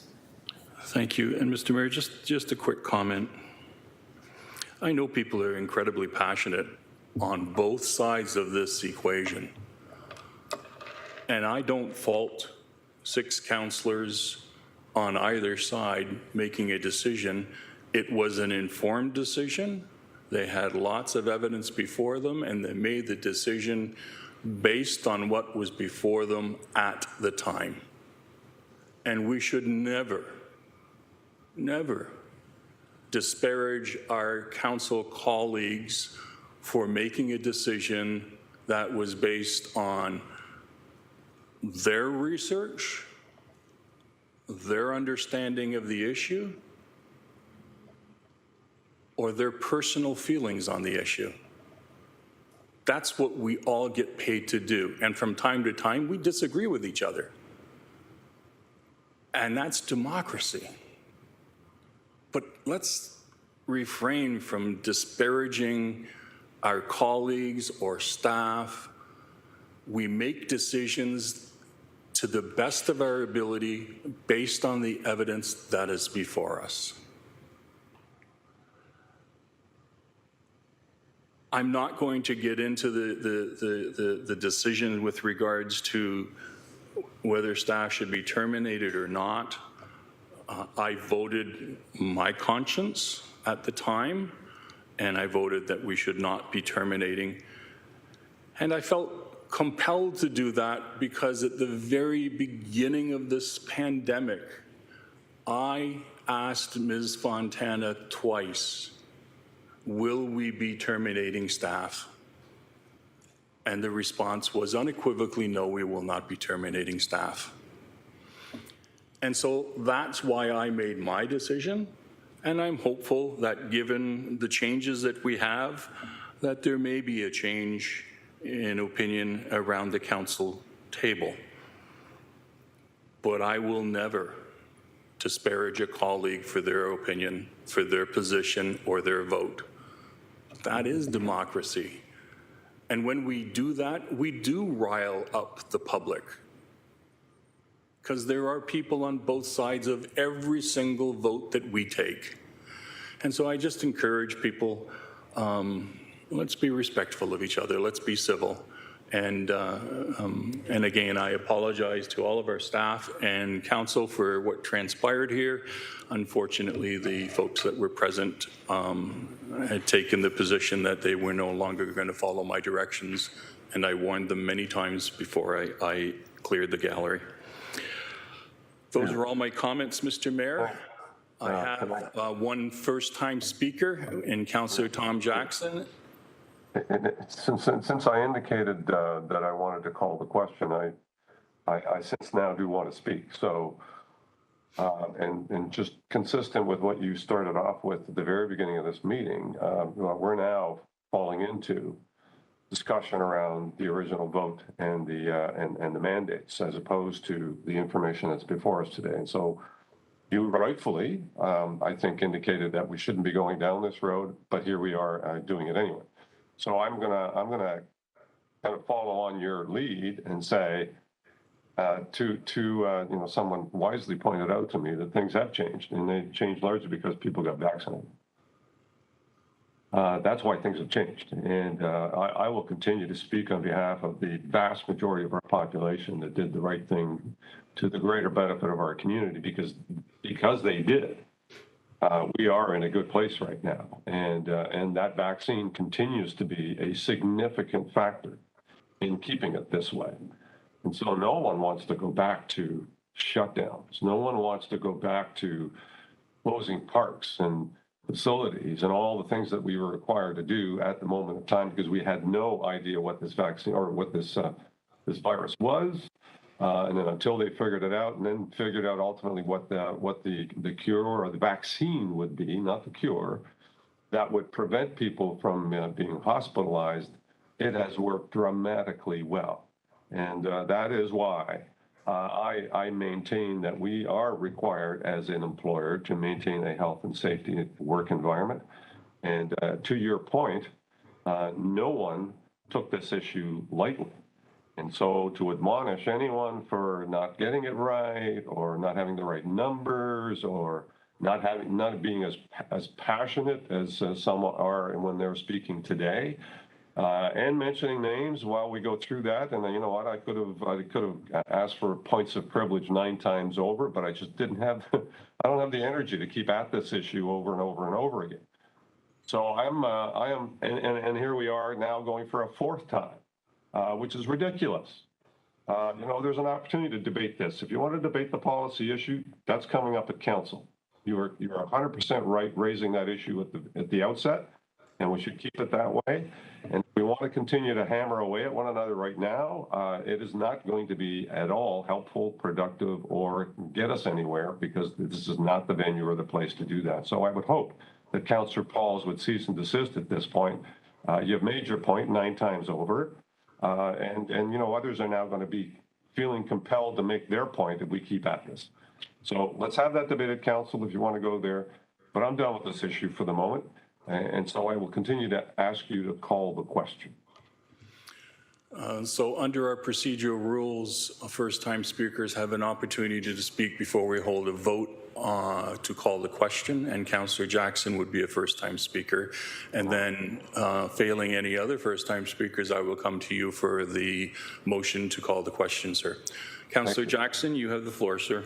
Thanks, Deputy Mayor Clark. And Mr. Mayor, I'm not here to prolong it. Just on procedure and process, through you, Deputy Mayor Clark, to Director Fontana. So Laura, we have the September 30th deadline in front of us. Many of us and others will be in campaign serious mode in a few short weeks. So can you help me just understand in what manner and at what time frame you may still have an opportunity to bring the latest update from arbitration back to council, even if it requires Mayor Eisenberger potentially calling a special meeting. I just want to understand over the next 7 weeks, given the fact that we're soon going to be in a lame duck period as a council, how the process will unfold. Through you, Mr. Deputy Mayor, please. Thank you, Councillor. That's an excellent question. Ms. Fontana, would you like to tackle it or refer it to someone else? I'll start, and certainly someone else wants to add to it. So through you, Mr. Deputy Mayor, I'm not planning on being before you again on this matter until there is a subsequent decision or something transpires from a legal perspective. Come September 30th, those that are unvaccinated, the next day will be terminating their employment. I have that direction from council. That is in accordance with the policy. In terms of council being in a lame duck or otherwise, the direction has been given, so there's no decision, failing or short of rather a reconsideration vote. I have my direction from council in terms of how to proceed. So I provided this update to council today because there was some information that was available, and I had made the commitment to council to bring back some data, some information in terms of costings as it was reasonably available, and for me to report on it with some degree of certainty. But I don't have any plans on coming back before council before September 30th. Director Manager Smith, did you wish to comment?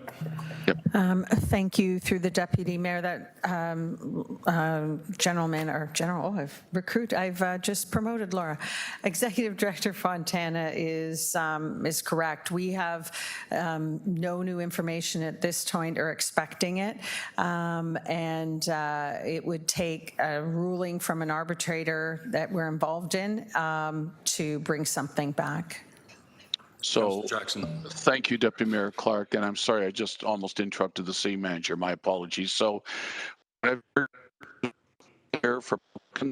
everyone listening in, short of a council meeting, possibly a special meeting, a reconsideration, or arbitration ruling, upholding or not upholding the Hamilton policy, staff are proceeding to September 30th. Accordingly. That's what I've heard. That's my interpretation from what the City Manager Smith, Executive Director Fontana said. I just don't want any potential expectations in the community so that it's clear out there how the process will unfold, short of a council meeting to potentially reconsider and/or an arbitration ruling that may not uphold the city policy, and I'm sure Executive Director Fontana will inform us immediately and accordingly. Thank you, Deputy Mayor Clark. I want to get that on the table. Thank you. I think for clarification, if there was to be any change, it would have to be prior to the lame duck period. Once the lame duck period is hit, council cannot come in and make a new or have a special council meeting or anything like that. That's my understanding. And that would be, Deputy Mayor Clark, then August 19th, because there's more than a quarter of council that is not running again. Is that correct? That is my understanding, sir. Thank you, Deputy Mayor Clark. Thank you very much. Can I ask a question for you to Unfortunately, you can't because Mayor Eisenberger moved a motion to call the question. And unfortunately, I have to follow the procedure.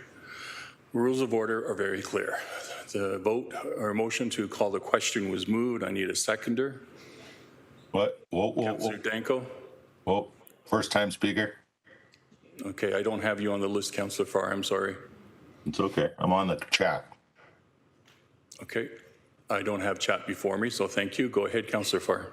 Just for clarity and to the previous speaker's questions, you do not need, through you to the clerk, a reconsideration if one or two of us were to contemplate an amendment again, extending this termination date of September 30th, correct? No reconsideration, so potential other option there through you, Chair.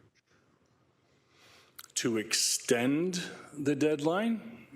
Yes. That's the question. And City Manager Smith, please.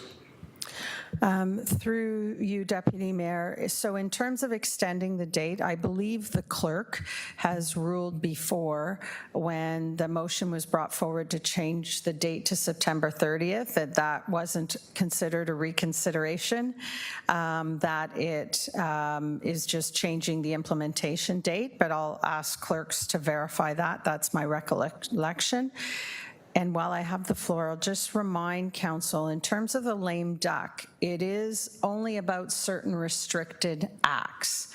It's not everything Council does. And those restricted acts include anything that was outside of the approved budget, and anything that would take on liability of the city over or spending over $50,000 or disposal of city property over $50,000. So the lame duck restrictions are quite limited. How this policy and decisions around it would fit into lame duck, I would need to take that away to look into that further. And I'm sure with careful emphasis on the criteria that you just mentioned about liability of spending over 50K in the event of our work and even outside help if we need contractors and so forth. I appreciate that a little bit of extra there, Jeanette. Thank you very much. If the clerk could advise, would it be a reconsideration, or does it remain as amendment if we just wanted to once again extend that September 30th date? Tamara? Through the Deputy Mayor, yes, that's correct. It is just considered an amendment, not a reconsideration. If the decision is to, the will is to change the date and extend that. Right, and we can see in this report and what we've heard is that the timelines are pretty tight on getting some answers that may indeed sway some opinions.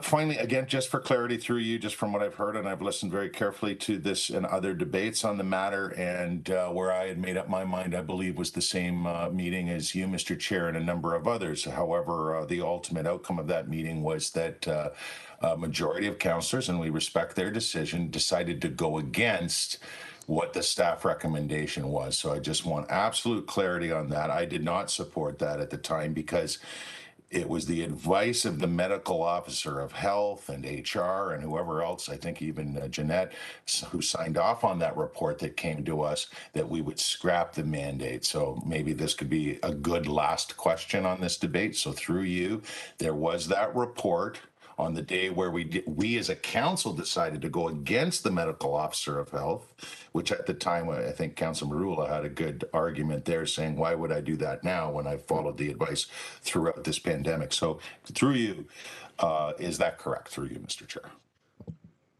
City Manager Smith. Through the Deputy Mayor, I can confirm, Councillor, that it was the April 20th, 2022 General Issues Committee that staff recommended some changes. So it was a suspension of the policy, not withdrawing the policy, or it was suspending the policy. And there was some other changes around around removing citizen appointees and requiring some ongoing testing in certain workplaces like long-term care paramedics and childcare where the requirements were to continue to do so. Thank you. Councillor Farr. You're right, Mr. Chair, and I think we had that recommendation before us back in April. Thank you, Jeanette. Because that's what we were being advised, and that's what was happening elsewhere. So we did, yes, staying or suspending the policy is exactly what it is. And so thank you for that clarity. I appreciate it. Thank you for the questions. I believe what's before us is simply receiving the information report, so I'll happily support that. Thank you. Thank you. We still have the motion before us now to call the question. All first-time speakers have been exhausted. Seconder was Councillor Danko. We need a vote on calling the question, yes or no? No, we do not. Sorry, through you, Mr. Chair. We do not need a vote to call the question. We just call the question is called and then the vote happens on the original. So motion. I will take that latitude and that significant authority to call the question then. Councillor Powers is voting in the affirmative. The vote is up, councillors. Councillor Johnson is voting in the affirmative.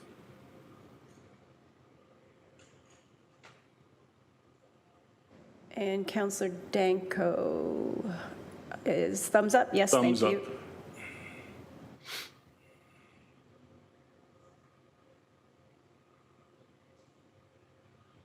And that vote carried 12-0. I'm now at the will of the committee. Do you wish me to continue on the agenda, or shall we take a 15-minute break? Time out for 15 minutes, I'm hearing, so I need a motion to that effect, moved by Councillor Jackson, seconded by Mayor Eisenberger. That we need a vote on? Just in fairness to our staff and everyone else, traditionally we're a half an hour. Can we not make sure. A half hour? Absolutely. I think that's a As I said, I'm at the will of committee, so no problem. Okay. 30-minute break is the motion. Thank you. Thank you, sir.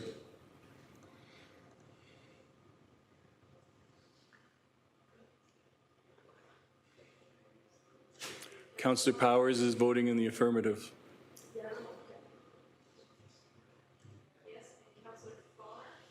Councillor Farr is voting in the affirmative.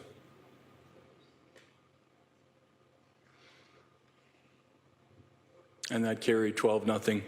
We will see you in 30 minutes.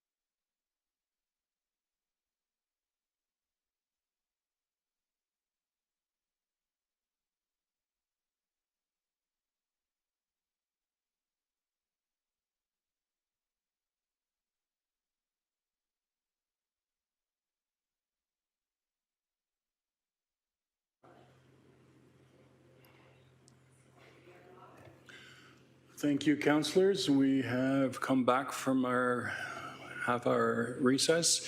The next item on our agenda today is 10.5, the Business Improvement Area Subcommittee Report 22-007, July 12th, 2022. May I have a move and a seconder to put item 10.5 on the floor? Moved by Councillor Johnson, seconded by Councillor Pearson. Is there any discussion on 10.5? Seeing none, then I'll call the question, please, Madam Clerk. The vote is up, councillors.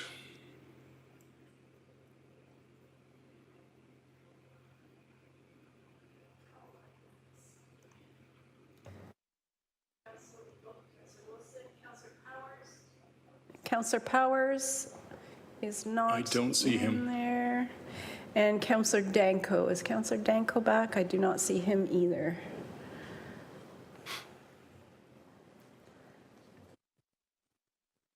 And that vote carried 9-0. We're now moving on to item 10.6 in our agenda today, Hamilton Wentworth District School Board Liaison Committee Report 22-002, June 27th of 2022.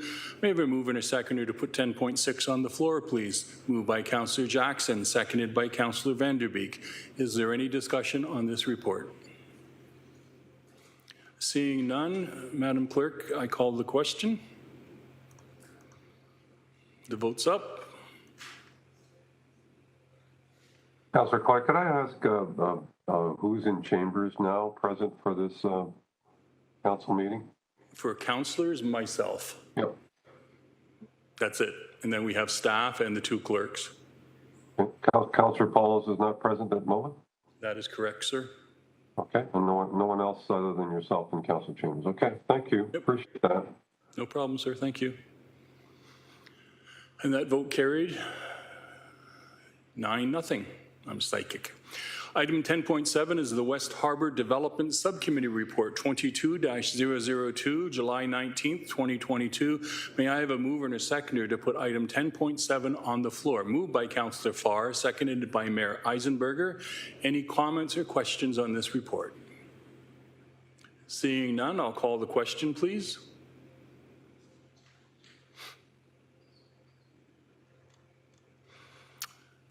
Again, I can't vote on that one, Madam Clerk. It runs off the page.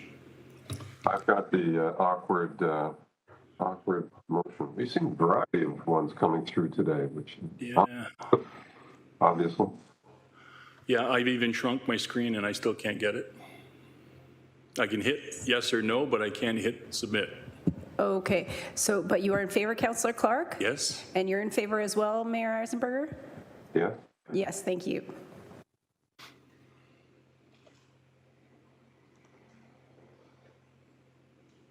And that vote carried 9-0. Thank you.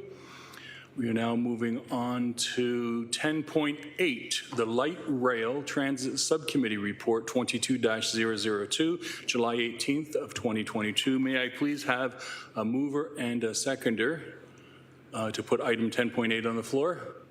Moved by Mayor Eisenberger, seconded by Councillor Danko. Any comments or questions on that report?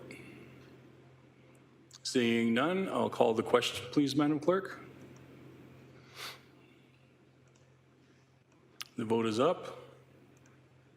Again, I have the thumbs up for myself. I can't vote on this the way it is. Thank you. Mayor Eisenberger is voting in the affirmative, as is Mr. Councillor Danko. Thank you very much.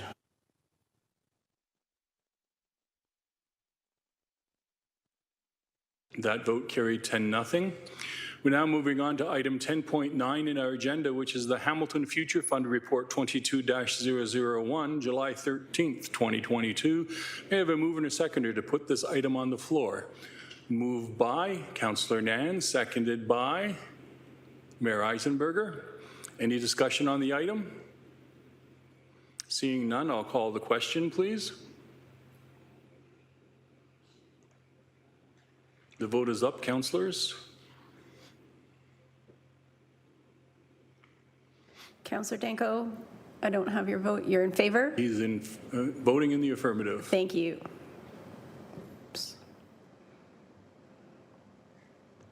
Right, strange. There it goes. Carried 10-0. Thank you. We are now moving on to motions. There are none. Are there any notices of motion? Seeing none. General information, amendments to the outstanding business list. This is item 13.1 on your agenda. May I have a mover and a seconder to put item 13.1 on the floor? Moved by Councillor Wilson, seconded by Councillor Pearson. Any discussion on the item? Seeing none, I'll call the question, please.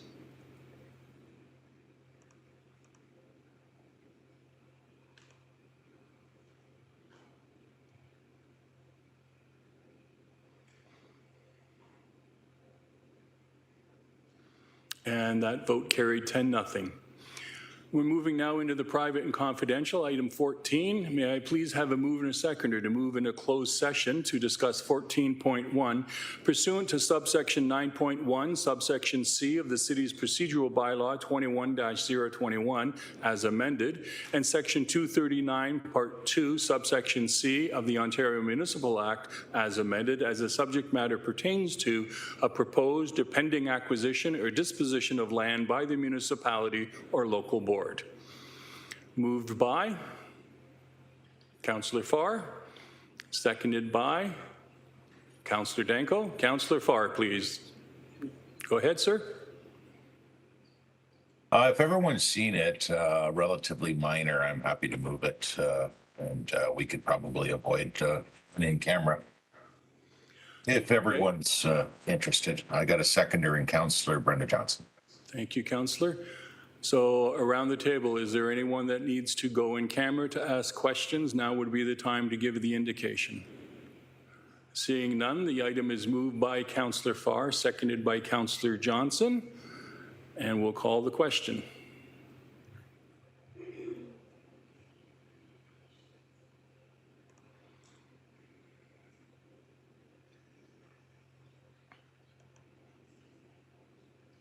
I'm presuming, Mr. Chair, that there's an out-of-camera motion that That is correct, sir. divulges the details until such time as the arrangements have been made. Okay, I see what you're saying. My apologies, sir. I was moving around here trying to find that. So it's item 14.1, license of land in the city of Hamilton, moved by Councillor Farr, seconded by, I can't remember now, Councillor Johnson. That direction provided to staff in closed session respecting report PED 22175 be approved, that the sum of $2,500 be funded from project ID account number 59806-356-1850200 and be credited to department ID account number 59806-812-036 real estate administration recovery for recovery of expenses including real estate and legal fees and costs. C, that the city solicitor be authorized and directed to complete the license of land in the city of Hamilton located in Ward 2 on behalf of the city, including paying any necessary expenses, amending the closing, due diligence, and other dates, and amending the waiving terms and conditions on such terms deemed reasonable. That the mayor and city clerk be authorized and directed to execute all necessary documents for the license of land in the city of Hamilton located in Ward 2 in a form satisfactory to the city solicitor, and E, that the complete report PED 22175 respecting the license of land in the city of Hamilton located in Ward 2 remain confidential until the completion of the real estate transaction. We'll call the vote now, please.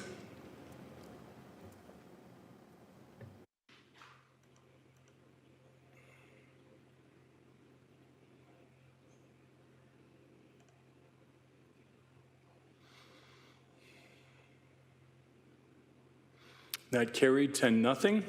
Item 15, adjournment. It couldn't come fast enough for me.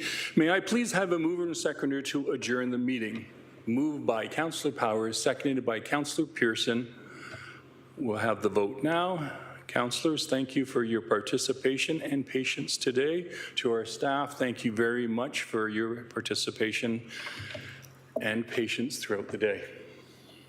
And thank you for sharing. So great. Thank you. Good job, Mr. Chair. Thank you. I'm sorry, Councillor Danko. job, are you Mr. in Chair. favor? Councillor Danko is in favor of? He's nodding affirmatively. Yes. Thank you, Chair. Not an easy meeting, Deputy Mayor. Well done. I'm going to find where Councillor Danko is and come and get him. Have a great day.